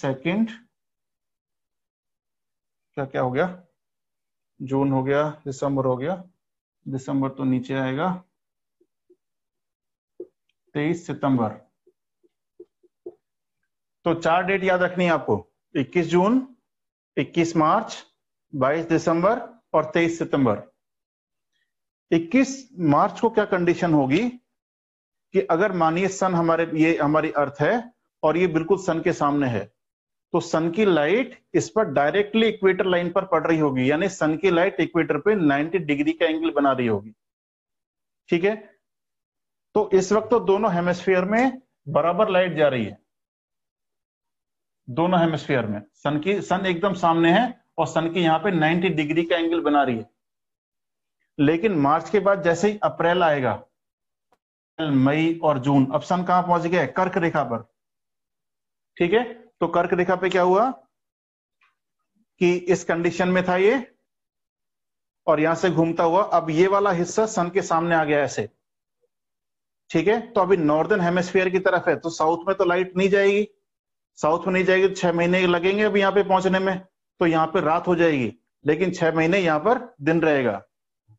सर दिन बड़े होने पर ही वॉच टाइम, हाँ वो तो वॉच तो बताएगी, वॉच तो 24 घंटे के हिसाब से फिक्स है ना, तो यहाँ तो 6 महीने दिन ही रहने वाला है, तो 24 घंटों में डिवाइड कर लीजिए उसको, है ना, वॉच तो वही टाइम बताएगी। और कोई क्वेश्चन? नहीं। तो अभी क्या हुआ, 3 महीने लगे इसको कहां पर पहुंचने में? कर्क रेखा पर। तो सन अभी सीधी लाइट कहां मिल रही है? इस कंडीशन में। अभी सन सीधा कहां था मार्च के समय? यहां पर। और इस वक्त सन कहां है सीधा? कर्क रेखा पे, यहां। तो यहां से क्या होगा, 21 जून को समय यहां पर पहुंच जाएगा, 21 जून। तो यहां से पोल तक लाइट पहुंचेगी नहीं, लेकिन इस पोल पर आराम से लाइट पहुंच रही है। तो यहां से जैसे ही ऊपर जाना शुरू होगा वैसे ही साउथ पोल पे लाइट जाना बंद हो जाएगी, और इस सन को यहां से लेकर यहां पर वापस आने में 6 मंथ का टाइम लग जाएगा। तो 6 महीने साउथ में लाइट नहीं जाएगी। तो वापस कब आएगा? 23 सितंबर को। अब सन कहां चला गया? साउथ में, मकर रेखा की तरफ चल दिया वो। अब यहां पे सन आ गया है, मान लीजिए कब?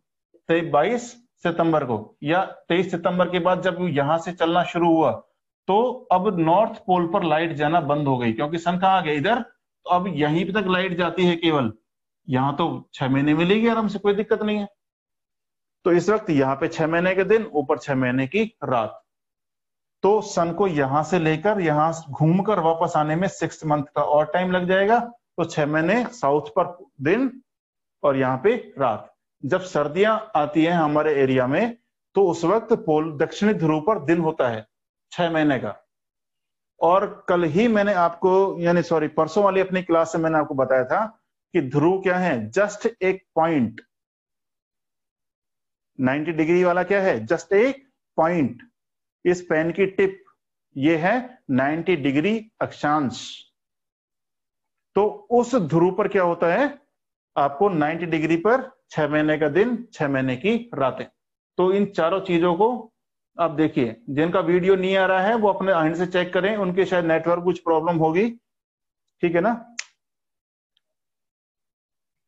यहां पर तो आपको जो वीडियो मिल रहा है ये सारा 5G में मिल रहा है, 4G में नहीं मिल रहा है, ध्यान रखिए। तो यहां से रुकावट का कोई चांस नहीं है, ठीक है ना। तो अपना वहां से देखिए, कुछ ना कुछ उसमें हुआ होगा, है ना। तो वहां से आपको कोई इंटरप्ट हो रहा होगा आपका वीडियो।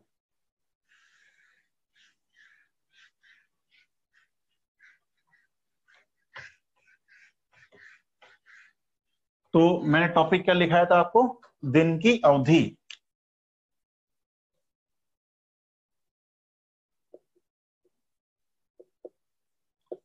अब देखिए कंसेप्ट बहुत छोटा सा है, जितना बड़ा दिन उतनी ज्यादा सनलाइट, जितना छोटा दिन उतनी ही कम सनलाइट।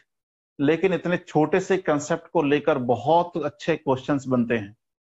पहले लिख लीजिए, जितना छोटा दिन उतनी ही कम सनलाइट, और जितना बड़ा दिन उतनी ही ज्यादा सनलाइट।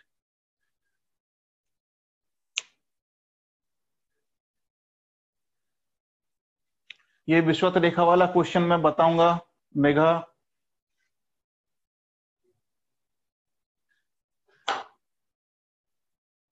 टॉपिक आने वाला है, ये बताएंगे आपको।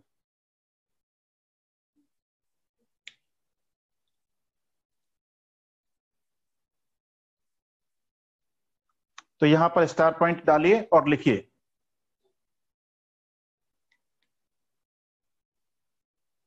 लिखो ग्रीष्म काल आने पर, ग्रीष्म काल आने पर जब ध्रुवों की ओर बढ़ते हैं, जब ध्रुवों की ओर बढ़ते हैं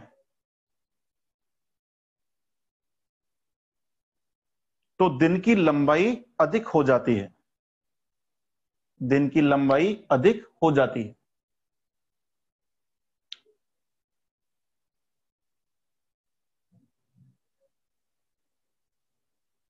दिन की लंबाई अधिक हो जाती है, क्लियर। जबकि शीतकाल में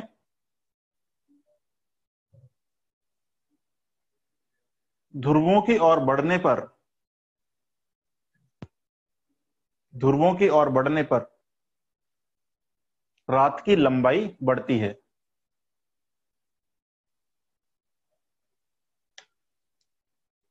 यही कारण है कि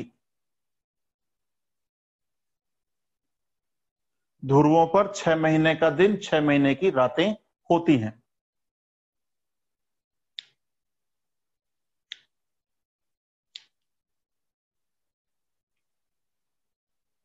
छह महीने के दिन, 6 महीने की रातें होती हैं।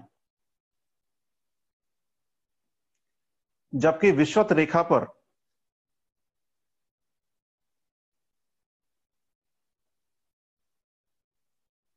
12 घंटे का दिन, 12 घंटे की रातें होती हैं।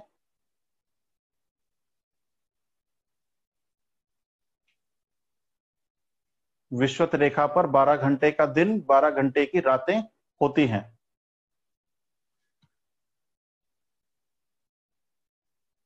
यहीं पर सर्वाधिक सूर्यता प्राप्त होता है। लेकिन यहां मत करना, अगर एग्जाम में आए कहां पर होगा, विषुवत रेखा पर, तो यहां पे आपको आंसर नहीं करना है। उसका मैं वजह बताता हूं क्यों नहीं करना है, लेकिन अभी आप लिख लो इसको। लेकिन वहां पे जब क्वेश्चन आए तो आपको ये नहीं लगाना है, क्योंकि इसमें अदर फैक्टर अभी ऐड होने वाले हैं। जितना हमको अभी नॉलेज है उसके बेसिस पर इक्वेटर लाइन पर ज्यादा सनलाइट मिलनी चाहिए, ठीक है। लेकिन जैसे जैसे अभी हमारी नॉलेज आगे बढ़ेगी तो हम अब बता सकेंगे कि इक्वेटर पर क्यों नहीं मिलेगी। बस समझे आप, तो उसको सीखना है अभी आपको। नंबर नेक्स्ट, दिन की अवधि होगी आपकी नेक्स्ट लिखिए, टॉपिक आपका आएगा सौर कलंक। सौर कलंक, बस समझ गए आप। अब इसको बहुत अच्छे से समझना, ये कई बार आपको पूछा जाएगा, केवल इसी टॉपिक में नहीं आएगा, ये मानसून वाले टॉपिक में भी घूम कर आएगा। अभी थोड़ी देर पहले मैंने आपको बताया था हमारा सन है और सन के चारों तरफ जलती हुई गैसें हैं, ठीक। इन गैसों में मेजरली मैंने आपको क्या बताया था, 90% क्या थी, हाइड्रोजन, और 10% क्या थी, हीलियम। और वहीं पर मैंने आपको बताया था जब हाइड्रोजन हीलियम में कन्वर्ट होती है तो हीट प्रोड्यूस होती है। अब कभी कभी क्या होता है कि किसी किसी एरिया में हाइड्रोजन कॉन्सेंट्रेट हो जाएगी, इकट्ठी हो जाएगी ऐसे। अब क्यों हो जाती है, इसका रीजन का हमें नहीं आज तक पता लगा है, क्योंकि सन पे जाके हम रिसर्च नहीं कर सकते। लेकिन जब कभी किसी एरिया में हाइड्रोजन इकट्ठी हो जाए, और आप जानते हैं हाइड्रोजन ठंडी गैस है, जब हाइड्रोजन हीलियम में कन्वर्ट होती है तो ऊष्मा निकलती है, हाइड्रोजन की वजह से ऊष्मा नहीं है। बात समझे आप। तो अभी ये हाइड्रोजन इकट्ठी हो गई, तो हाइड्रोजन तो ठंडी गैस है, तो कहीं कहीं पर आपको सौर कलंक के बारे में लिखा मिलेगा ठंडे धब्बे। तो उन ठंडे धब्बों का मतलब होता है कि उस एरिया में क्या क्या इकट्ठी हो गई है, हाइड्रोजन। अगर आपको ठंडे धब्बे कहीं पर मिले कि ठंडे धब्बों से सूर्यताप प्रभावित होता है, तो ठंडे धब्बे कुछ नहीं होता, वो वास्तव में क्या होता है, सौर कलंक। अब इस पर्टिकुलर एरिया में हाइड्रोजन बहुत तेजी से हीलियम में कन्वर्ट हो रही होगी। अदर रीजन में तो स्लो हो रही होगी, इस वाले में जहां पर नहीं है, लेकिन जहां पे कॉन्सेंट्रेट हुई है इस रीजन में हाइड्रोजन बहुत तेजी से हीलियम में कन्वर्ट हो रही होगी, और इस पर्टिकुलर एरिया से बहुत तेज आपको ऊष्मा निकल रही होगी। तो इस सन में कुछ जगह ऐसी बन जाएंगी जिनसे बहुत ज्यादा आपको हीट मिलना शुरू हो जाएगी ऐसे। बाकी जगह से नॉर्मल जितना निकलती है उतना निकलेगी, लेकिन जहां कहीं पर हाइड्रोजन कॉन्सेंट्रेट कर गई है उस एरिया में क्या होगा, हाइड्रोजन बहुत तेजी से हीलियम में कन्वर्ट होगी, और यहां से आपको क्या निकलेंगी, सौर ज्वालाएं। बात समझ गए आप, क्या निकलेंगी, सौर ज्वालाएं।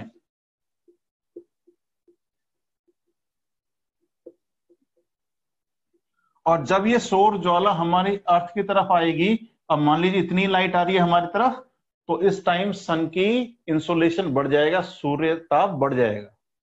अगर मान लीजिए इधर चारों तरफ बने और उनसे हमें कोई लेना देना नहीं है क्योंकि ये तो ब्रह्मांड में चली गई, लेकिन मान लीजिए जब कोई हमारी अर्थ की तरफ ही बन जाए तो उस कंडीशन में भी क्या बढ़ सकता है, सन की इंसोलेशन बढ़ सकता है। बात समझ गए आप। इसको लिख लीजिए, इसको मैं बहुत आराम से लिखा रहा हूं, लिख लीजिए। लिखिए, जब सूर्य के किसी भाग में, जब सूर्य के किसी भाग में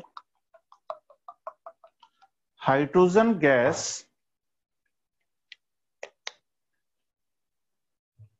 अब देखिए आप एक कमेंट कर रहे हैं, इस टॉपिक का नाम इंग्लिश में बोल दीजिए, कौन से टॉपिक का, सौर कलंक। इसे कहते हैं सन स्पॉट।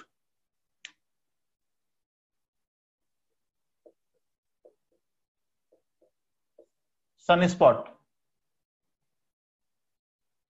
लास्ट लाइन क्या बोला, अभी लिखवा रहे हैं लास्ट लाइन, टेंशन ना लो। लिखिए, जब सूर्य के किसी भाग में हाइड्रोजन इकट्ठी हो जाती है तो इन्हें ही ठंडे धब्बे कहा जाता है, इन्हें ही ठंडे धब्बे कहा जाता है।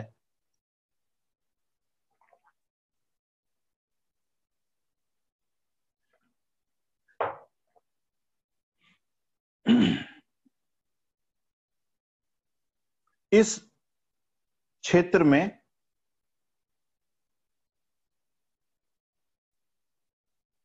जहां हाइड्रोजन इकट्ठी हुई है, जहां हाइड्रोजन इकट्ठी हुई है, हाइड्रोजन गैस बहुत तेजी से हाइड्रोजन गैस बहुत तेजी से हीलियम गैस में परिवर्तित हो जाती है। हीलियम गैस में परिवर्तित हो जाती है।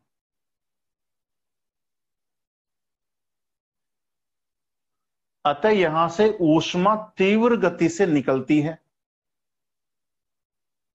अतः यहां से ऊष्मा तीव्र गति से निकलती है, जिसे सौर ज्वाला कहा जाता है। जिसे सौर ज्वाला कहा जाता है।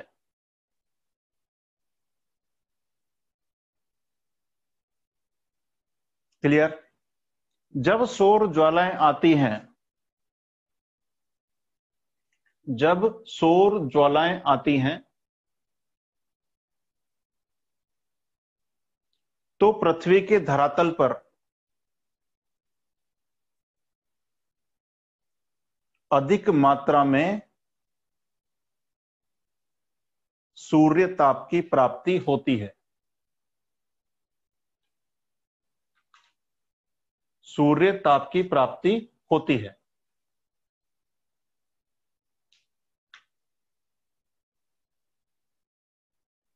क्लियर? चलिए,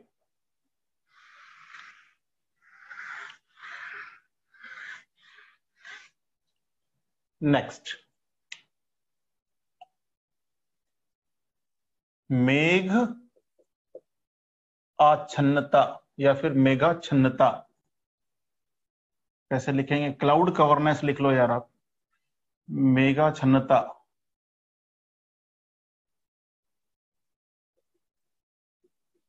मेघ आच्छन्नता, यही होगा यार, है ना? क्लाउड कवरनेस, मेघ आच्छन्नता यानी क्लाउड छाए हुए हैं।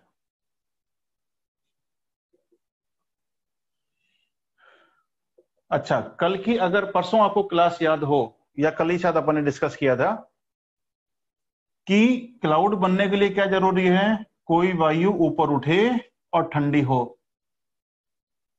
बात समझ गए आप? वायु ऊपर उठे और ठंडी हो। और जब वायु ऊपर उठे और ठंडी हो और इस कंडीशन में डस्ट पार्टिकल और वाटर वेपर की दोस्ती हो जाती है। इस दोस्ती के लिए हवा को ऊपर उठना पड़ेगा, इनको भी हवा के साथ ऊपर उठना पड़ेगा, तभी दोनों की दोस्ती होगी। बात समझे आप? तो उस कंडीशन में क्या बनेंगे? क्लाउड, बादल बन जाएंगे। क्लियर?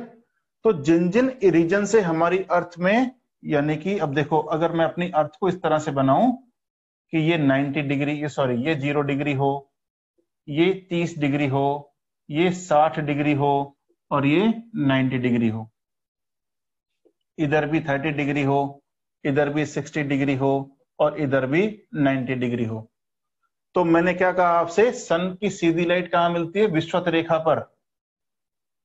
तो विषुवत रेखा से हवाएं गर्म होकर ऊपर उठेंगी। बात समझ गए आप? मैक्सिमम सनलाइट कहां मिल रही है? विषुवत रेखा पर। तो ज्यादा वाष्पीकरण भी होगा तो वाटर वेपर भी ज्यादा मिलेंगे। क्लियर? तो हवाएं ज्यादा ऊपर जाएंगी और जब ज्यादा जाएंगी तो बादल भी कहां मिलेंगे? इसी रीजन में बन जाएंगे। अब बादल एक छतरी का काम करेंगे और जब छतरी का काम करेंगे तो अब ये सनलाइट को रोक देंगे। बादलों से छन के लाइट आएगी। जैसे आप देखते हो कि जब बादल चलते हुए, जब बादल होते हैं तो चलते हुए बादलों से कई बार सनलाइट थोड़ी देर के लिए रुक जाती है, 1-2 सेकंड के लिए। उस वक्त आप देखते हो कि छाया हो जाती है और इस क्लाउड ने क्या किया? इस सनलाइट को रोक दिया। तो अब मैक्सिमम सनलाइट कहां मिलनी चाहिए? अभी तक हमने क्या पढ़ा था कि इक्वेटर लाइन पर क्या मिलेगी? Maximum sunlight. लेकिन यहां तो क्या बन गए अब? क्लाउड। अगर जब तक क्लाउड नहीं आए थे तब तक तो हमारा कंसेप्ट बिल्कुल सही था, लेकिन अब क्या होगा? उस रीजन में जहां पे क्लाउड नहीं है। बात समझ गए? तो कर्क और मकर रेखाओं के पास आंसर आपका क्या होगा? कर्क और मकर रेखाओं के समीप सर्वाधिक सूर्यताप प्राप्त होता है। बात सही है? तो इसको आप बिल्कुल स्टार पॉइंट बना के अपना लिख लीजिए कि मैक्सिमम सनलाइट कहां मिलती है? कर्क और मकर रेखाओं के पास मिलती है। और वहां पे उसका रीजन डालना, क्योंकि विषुवत रेखा पर बादल छाए रहते हैं। अधिकतम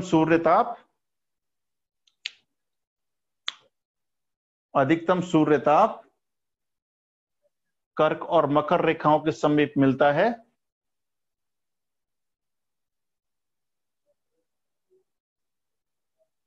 क्योंकि विषुवत रेखा पर बादल छाए रहते हैं। बादल छाए रहते हैं।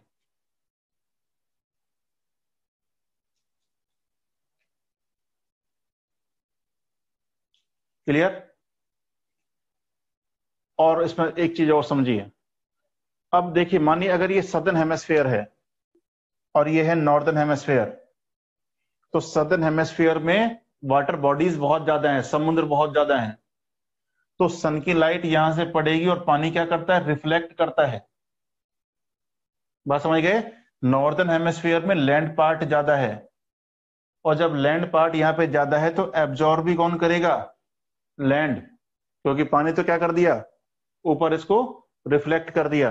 दैट मीन्स अगर मैक्सिमम सनलाइट ये पूछेगी कौन से गोलार्ध में मिलेगी, तो कहां मिलेगी? इधर।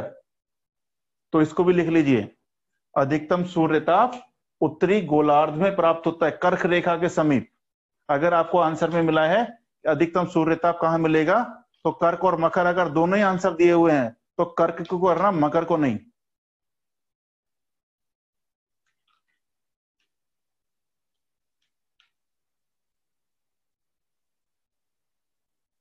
बात समझ में आ गया आपको? चलिए,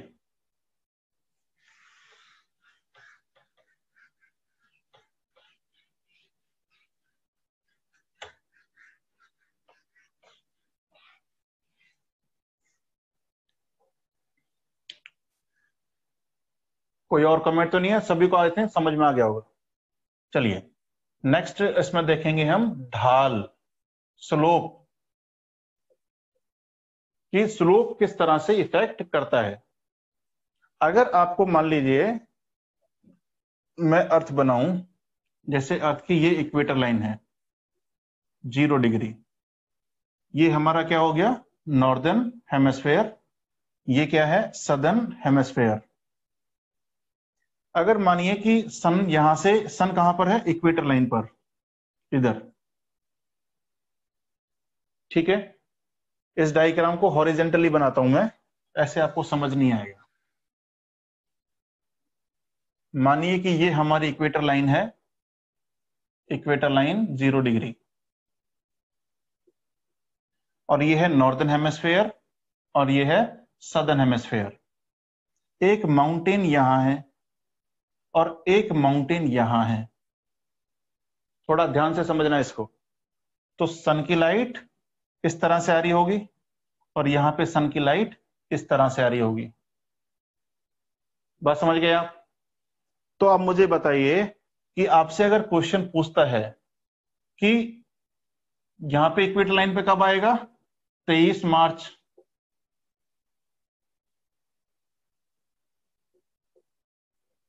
तो कंसेप्ट तो क्या है कि नॉर्दर्न हेमिस्फीयर में जितने भी माउंटेन्स होंगे उनके साउदर्न स्लोप पे, यानी दक्षिणी स्लोप पे, और साउथ वाले हेमिस्फीयर में जितने भी होंगे उनके नॉर्दर्न स्लोप पे क्या मिलेगा? सन की लाइट मिलेगी। इसमें तो कोई आपको समझने की जरूरत नहीं है, क्योंकि आप जानते हैं कि सन की लाइट किधर से पड़ रही है? इधर से, तो नॉर्दर्न स्लोप है, इधर से पड़ रही है तो सदर्न स्लोप है। क्लियर? लेकिन अगर मैं इसको डेट के साथ जोड़ दूं, मान लीजिए कर्क और मकर रेखा यहां पर है, एक कर्क, ये मकर रेखा और ये कर्क रेखा, ये है कर्क और ये है मकर, और अब मैं इस माउंटेन को उठाता हूं और इस माउंटेन को मैंने शिफ्ट कर दिया यहां पे, है ना? और मैंने डेट चेंज करके क्या कर दिया, 21 जून। तो 21 जून को सन कहां पहुंच जाता है, इधर। बात समझ गए। अब मैं क्वेश्चन आपसे क्या पूछता हूं, 21 मार्च को नीलगिरी पर्वत, ये कौन सा माउंटेन है, मान लीजिए नीलगिरी पर्वत है, नीलगिरी माउंटेन। नीलगिरी पर्वत पर सूर्य की किरणें किस ढाल पर सर्वाधिक मिल रही होंगी। अगर आपने बेसिक कंसेप्ट याद रखा कि उत्तरी गोलार्ध में जो भी माउंटेन पड़ रहे होंगे इनके दक्षिण ढालों पर ही मिलेगी, तो वहां पे ये कंसेप्ट गलत हो जाएगा आपका, क्योंकि इस टाइम लाइट कहां से मिल रही है, कर्क रेखा से मिल रही है, ना कि इक्वेटर लाइन से मिल रही है। तो ये क्वेश्चन डेट के साथ ही पूछा जाएगा, आपसे ध्यान रखना, क्योंकि कंसेप्ट बहुत सीधा है। मैंने क्या कहा आपसे कि 21 जून, 21 जून कहां जाएगा, कर्क। और कर्क से अगर लाइट जाएगी तो इसके सदर्न स्लोप पे जाएगी, सॉरी ऊपर नॉर्दर्न वाले पे, ना कि सदर्न वाले पे। अगर मानिए मैं हिमालय की बात कर रहा हूं, तो हिमालय तो किसी भी दिन पूछ लो, 21 जून पूछ लो, 23 मार्च पूछ लो, 22 दिसंबर पूछ लो, कुछ भी पूछ लो, इस पर तो लाइट सदर्न स्लोप पे जानी है। लेकिन क्वेश्चन इतना सिंपल नहीं पूछेगा, क्वेश्चन कहां से आएगा, कर्क और मकर रेखाओं के बीच किसी माउंटेन पे बात करेगा, या आपसे बात करे ऐसे कि चेन्नई शहर में एक बच्चा हाथ में झंडा लेके खड़ा हुआ है, तो चेन्नई का है, कर्क रेखा के अंदर ही है, इक्वेटर और कर्क रेखा के बीच में है चेन्नई। तो अपन ने यहां पे एक बनाया, ये बच्चा हाथ में क्या लेके खड़ा है, झंडा, ऐसे। तो आपसे पूछेगा 21 जून को इसकी परछाई किस दिशा में बन रही होगी। मुझे कमेंट करके दो कि 21 मार्च को इसकी परछाई कौन सी दिशा में बन रही होगी।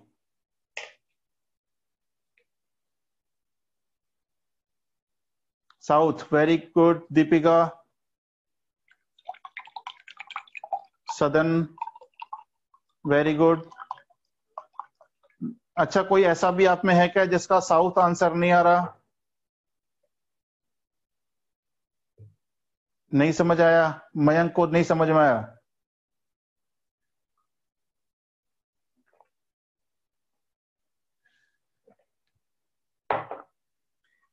मयंक, बाकी सारी गतिविधियां बंद कर दो, क्योंकि मैंने आपसे पहले दिन ही कहा था कि अगर समझ में आ गया तो एक ही बार में समझ में आएगा और फिर उसको जिंदगी भर नहीं भूलोगे, और अगर समझ में नहीं आया तो तुम्हें अगला ही जन्म लेना पड़ेगा। समझ गए ना। देखो दोबारा समझिए, ये है अपनी इक्वेटर लाइन, इसे कहते हैं 0 डिग्री। एक ये है हमारी कर्क लाइन, यानी 23.5 डिग्री नॉर्थ। एक ये है मकर, 23.5 डिग्री साउथ। अगर कोई माउंटेन लोकेशन ऐसा है जिसकी, जो कहां पे है, या तो कर्क रेखा से ऊपर हो या वो मकर रेखा के नीचे हो, उसमें तो कोई डाउट नहीं है कि एक माउंटेन इधर बनाया, एक माउंटेन इधर, तो सन की लाइट किधर से जाएगी, इधर से, और सन की लाइट जाएगी इधर से। तो इसका तो सदर्न स्लोप हो गया और उसका कौन सा स्लोप हो गया, नॉर्दर्न स्लोप। बात समझ गए, इसमें तो कोई डाउट नहीं है। डाउट कहां आएगा, जो प्लेस कहां होगा, कर्क और मकर रेखा के बीच में, उनके साथ ये डेट के साथ खेलेगा। ठीक है, सनलाइट के, हाँ सनलाइट का अपोजिट ही बनेगा, जिधर से सन चमकेगा उधर से बनेगा। जैसे अगर सामने से यहां से लाइट आ रही है तो मेरी परछाई कहां बन रही है, बोर्ड पर। क्लियर, तो लाइट का अपोजिट ही बनेगा। अब मैंने माउंटेन को उठाया और माउंटेन को उठा के मैंने शिफ्ट कर दिया हैदराबाद शहर में, मान लीजिए। तो हैदराबाद आपको लोकेशन ध्यान रखनी पड़ेगी, क्योंकि इसीलिए तो हम एटलस कर रहे हैं। ज्योग्राफी केवल पढ़ना नहीं है, ज्योग्राफी है एटलस का ज्ञान भी होना चाहिए अपन। ठीक है, तो एटलस भी हम पढ़ेंगे। तो अब मैंने हैदराबाद के अंदर इसको शिफ्ट कर दिया। अब मैं आपसे कह रहा हूं कि 21 जून के समय, 21 जून 21 जून के समय एक छात्र कहां झंडा लेके खड़ा है, हैदराबाद में। और इस झंडे की परछाई 21 जून को किस दिशा में बन रही होगी। सिंपल सा सवाल उसने पूछा। तो अगर हमें बेसिक पता है तो हम इसका बता देंगे कहां बन रही होगी, साउथ में बने, क्योंकि लाइट किधर से आ रही होगी, यहां। अगर यही हैदराबाद में खड़ा हुआ बच्चा अगर ये कहे कि कितने तारीख को, 23 मार्च या 21 मार्च और 23 सितंबर, इन 2 दिन इसकी परछाई कहां बनेगी, अब बनेगी नॉर्थ में, क्योंकि कहां आ गया सन, यहां पे। और अगर मैं कहूं कि 22 दिसंबर, तो 22 दिसंबर को मकर रेखा पे होगा, तो इसकी तभी भी नॉर्थ में बनेगी। बात समझ गए आप? किसी को अभी भी कोई डाउट? किसी को डाउट हो तो वो आप मेरे को चैट बॉक्स में पूछ सकता है।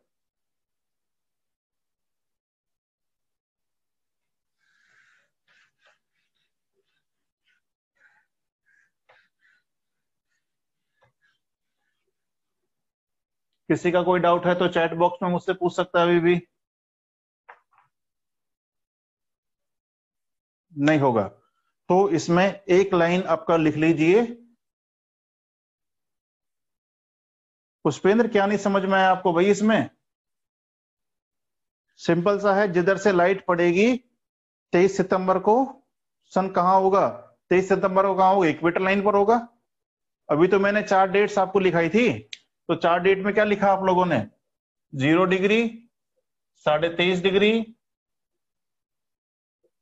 इसे कहते हैं कर्क, और ये कौन सा है, मकर।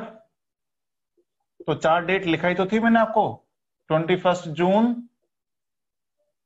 21 मार्च,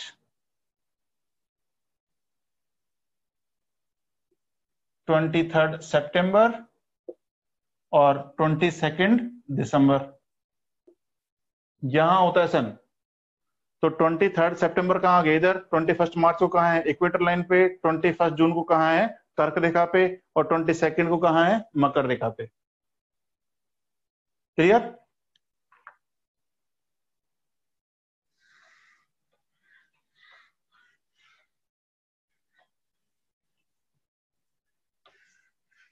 तो आई थिंक आपको ये सारे फैक्टर समझ में आ गए होंगे। इनमें से कोई भी ऐसा फैक्टर नहीं है जो आपको समझ में ना आए। लेकिन आप अगर लास्ट ईयर क्वेश्चंस पेपर देखेंगे, उनमें से आपको यहां से क्वेश्चंस मिलेंगे। क्लियर?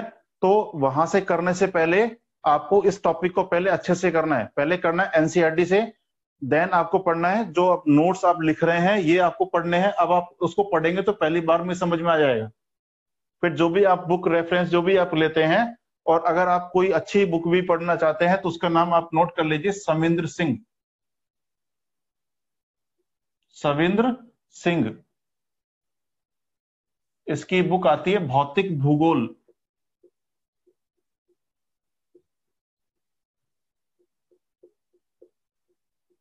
भौतिक भूगोल, ठीक है। तो आप ये बुक आप ले सकते हैं। इसके अलावा बहुत मैटर इकट्ठा करने की कोई जरूरत नहीं है।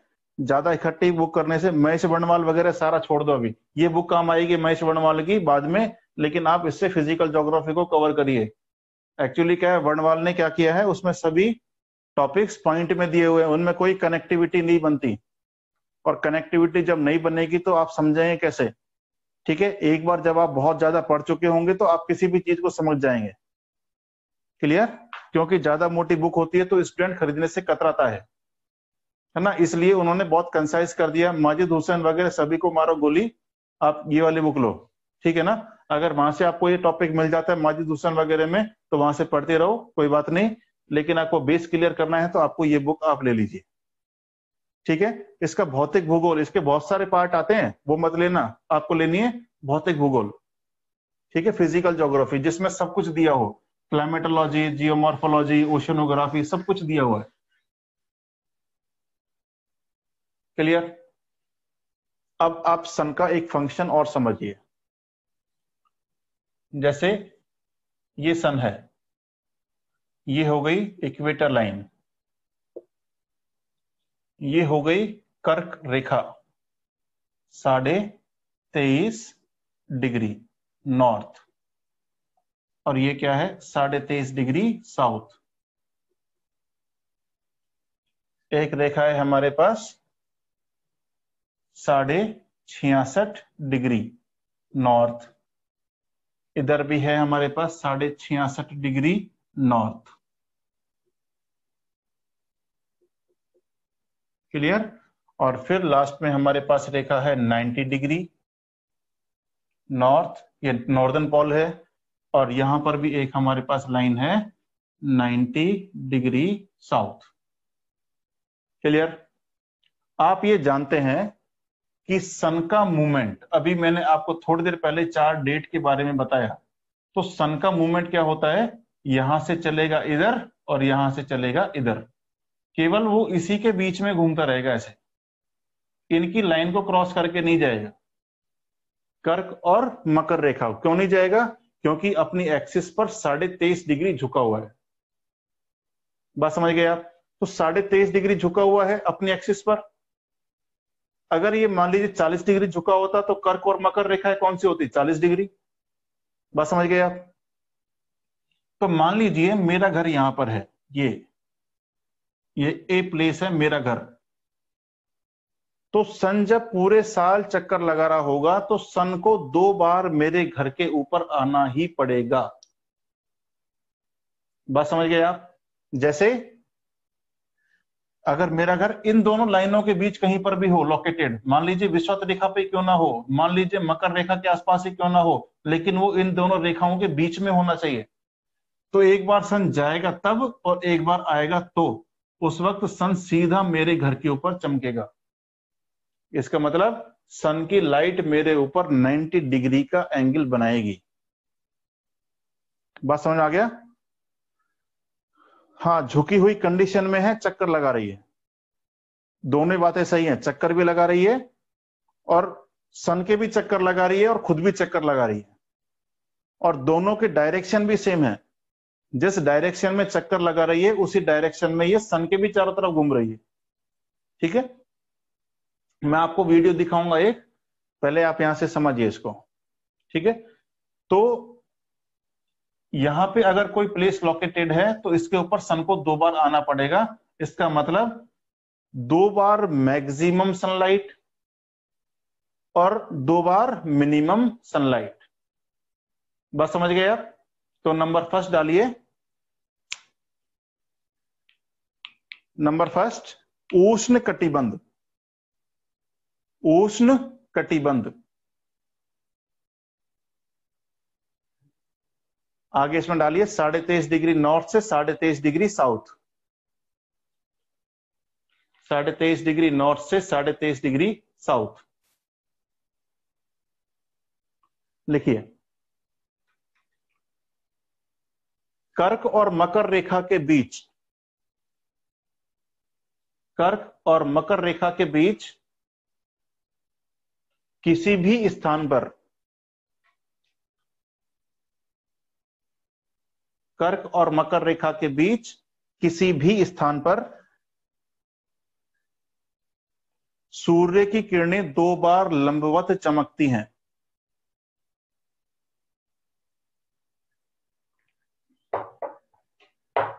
दो बार लंबवत चमकती हैं, अतः वहां सर्वाधिक सूर्यता प्राप्त होता है।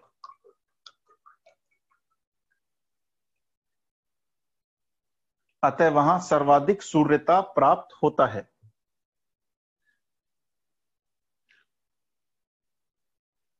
तथा 2 बार ही सर्वाधिक दूरी पर चली जाती है।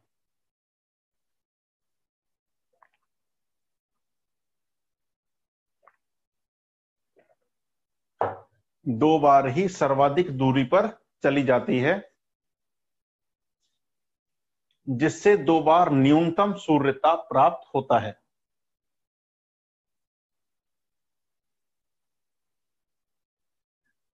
न्यूनतम सूर्यता प्राप्त होता है।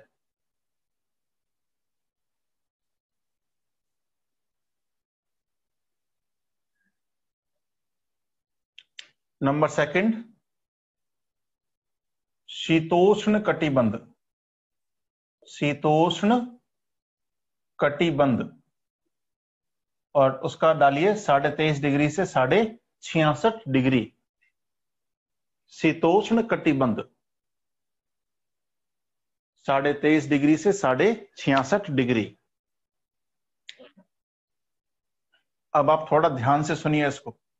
अगर मानिए मेरा घर शीतोष्ण कटिबंध में है, ए प्लेस, तो सन सबसे नजदीक कब आएगा? जब कर्क रेखा पर आएगा। और सबसे दूर कब जाएगा? जब मकर रेखा पे जाएगा, ऐसे। या अगर सदर्न हेमिस्फीयर में मेरा शीतोष्ण कटिबंध में यहां पर घर है मान लीजिए, तो सबसे दूरी पे कब होगा? जब कर्क रेखा पे होगा। और सबसे पास कब होगा? जब मकर रेखा पे होगा। इसका मतलब आएगा तो एक एक बार ही।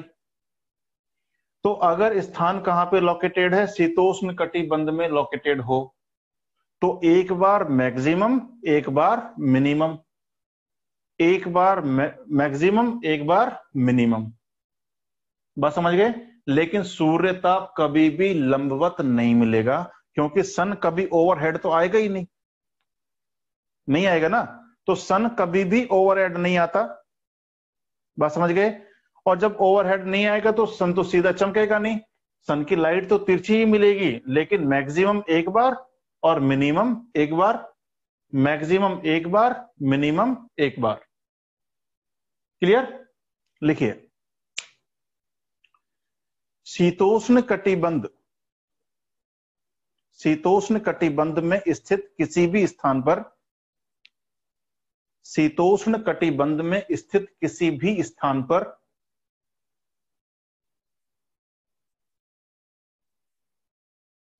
किसी भी स्थान पर सूर्य की किरणें एक बार अधिकतम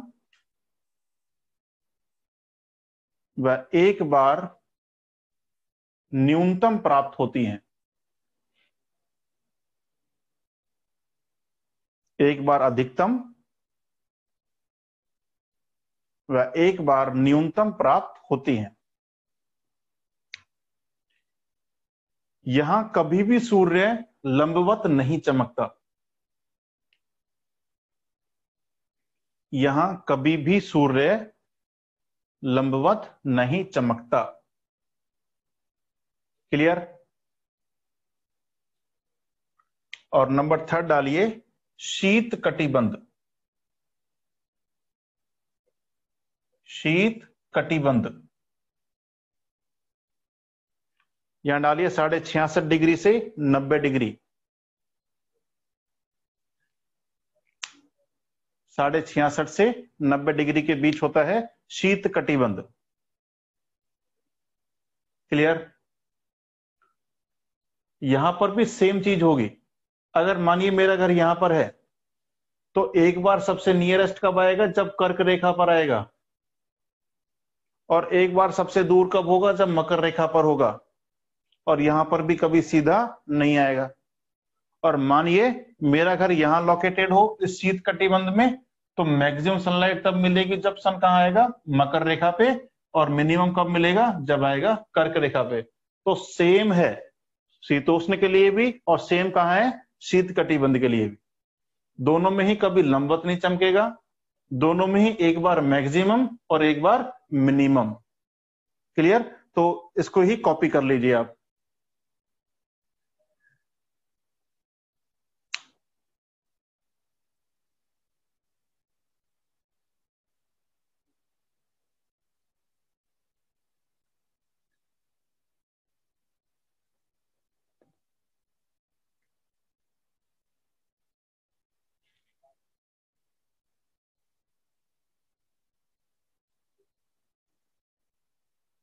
हो गया सभी का कॉपी आई थिंक। तो आज के लिए अपना टॉपिक इतना ही रहने वाले हैं, क्योंकि अभी जो टॉपिक अपन इसमें शुरू करेंगे ऊष्मा बजट, ऊष्मा बजट, वो टॉपिक थोड़ा बड़ा है और आज वो कवर नहीं होगा। तो कल जो अपने टॉपिक होने वाले हैं, मैं ऐसा करूंगा जब क्लासेस अपनी खत्म होंगी तो कल कौन सा टॉपिक पढ़ाने वाले हैं उसको मैं पहले आपको बता दूंगा, कल अपने कौन से टॉपिक होंगे। तो उस टॉपिक को आप एनसीईआरटी से पढ़ के रखें। क्लियर? आज आप क्लाइमेटोलॉजी यूनिट का जब एनसीईआरटी में चैप्टर खोलेंगे तो सेकंड चैप्टर तो आपको यही मिलेगा। पहला तो आपका क्या हो गया? एटमॉस्फेयर के लेयर,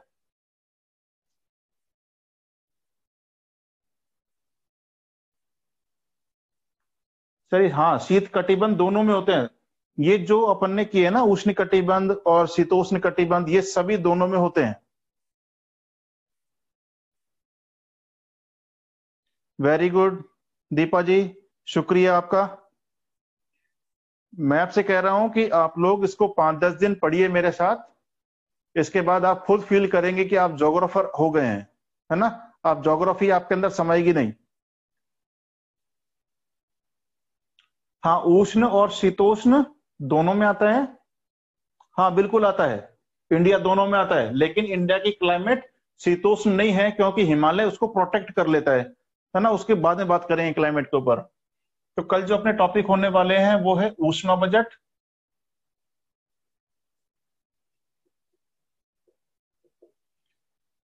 नंबर फर्स्ट टॉपिक होगा, नंबर सेकंड टॉपिक होगा तापमान और उसका वितरण।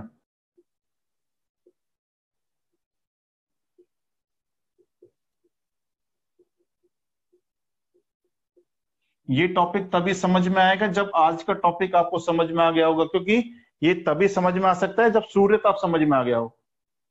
क्लियर? तो सूर्य ताप आ गया तो 10 मिनट का टॉपिक है, खत्म हो जाएगा। और फिर इसमें अपन कंसेप्ट शुरू करेंगे वायुमंडल का।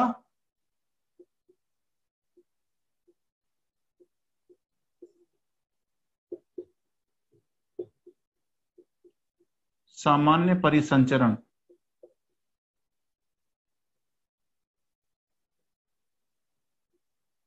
11th क्लास की एनसीईआरटी उठाओ और इनको घोट जाओ आज रात को ना। मुश्किल से 1 घंटे में निपटा दोगे इसको।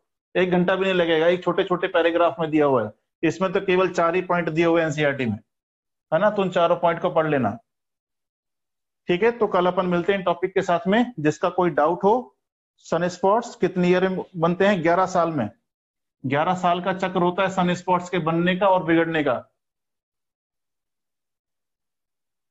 नती एंगल, ये नती एंगल ये आता है वलन के अंदर आता है। ये जो आप पढ़ रहे हैं, शायद आप में से कोई ज्योग्राफी का स्टूडेंट है। ये कौन है? मोहन। हाँ मोहन जी, शायद आप ज्योग्राफी के स्टूडेंट हैं। और ये नती एंगल वलन के अंदर आता है। नती डीप कोण, है ना, वहां से पढ़ते हैं हम। तो उसको तब देखेंगे जब जियोमॉर्फोलॉजी हम शुरू करेंगे, है ना। अभी ये क्लाइमेटोलॉजी में नहीं आता है। ठीक है, अक्ष कोण झुकाव जितना सारा पढ़ते हैं वो सारा कुछ वहां पे है। तो हम कल मिलते हैं। Thank you so much. ठीक है।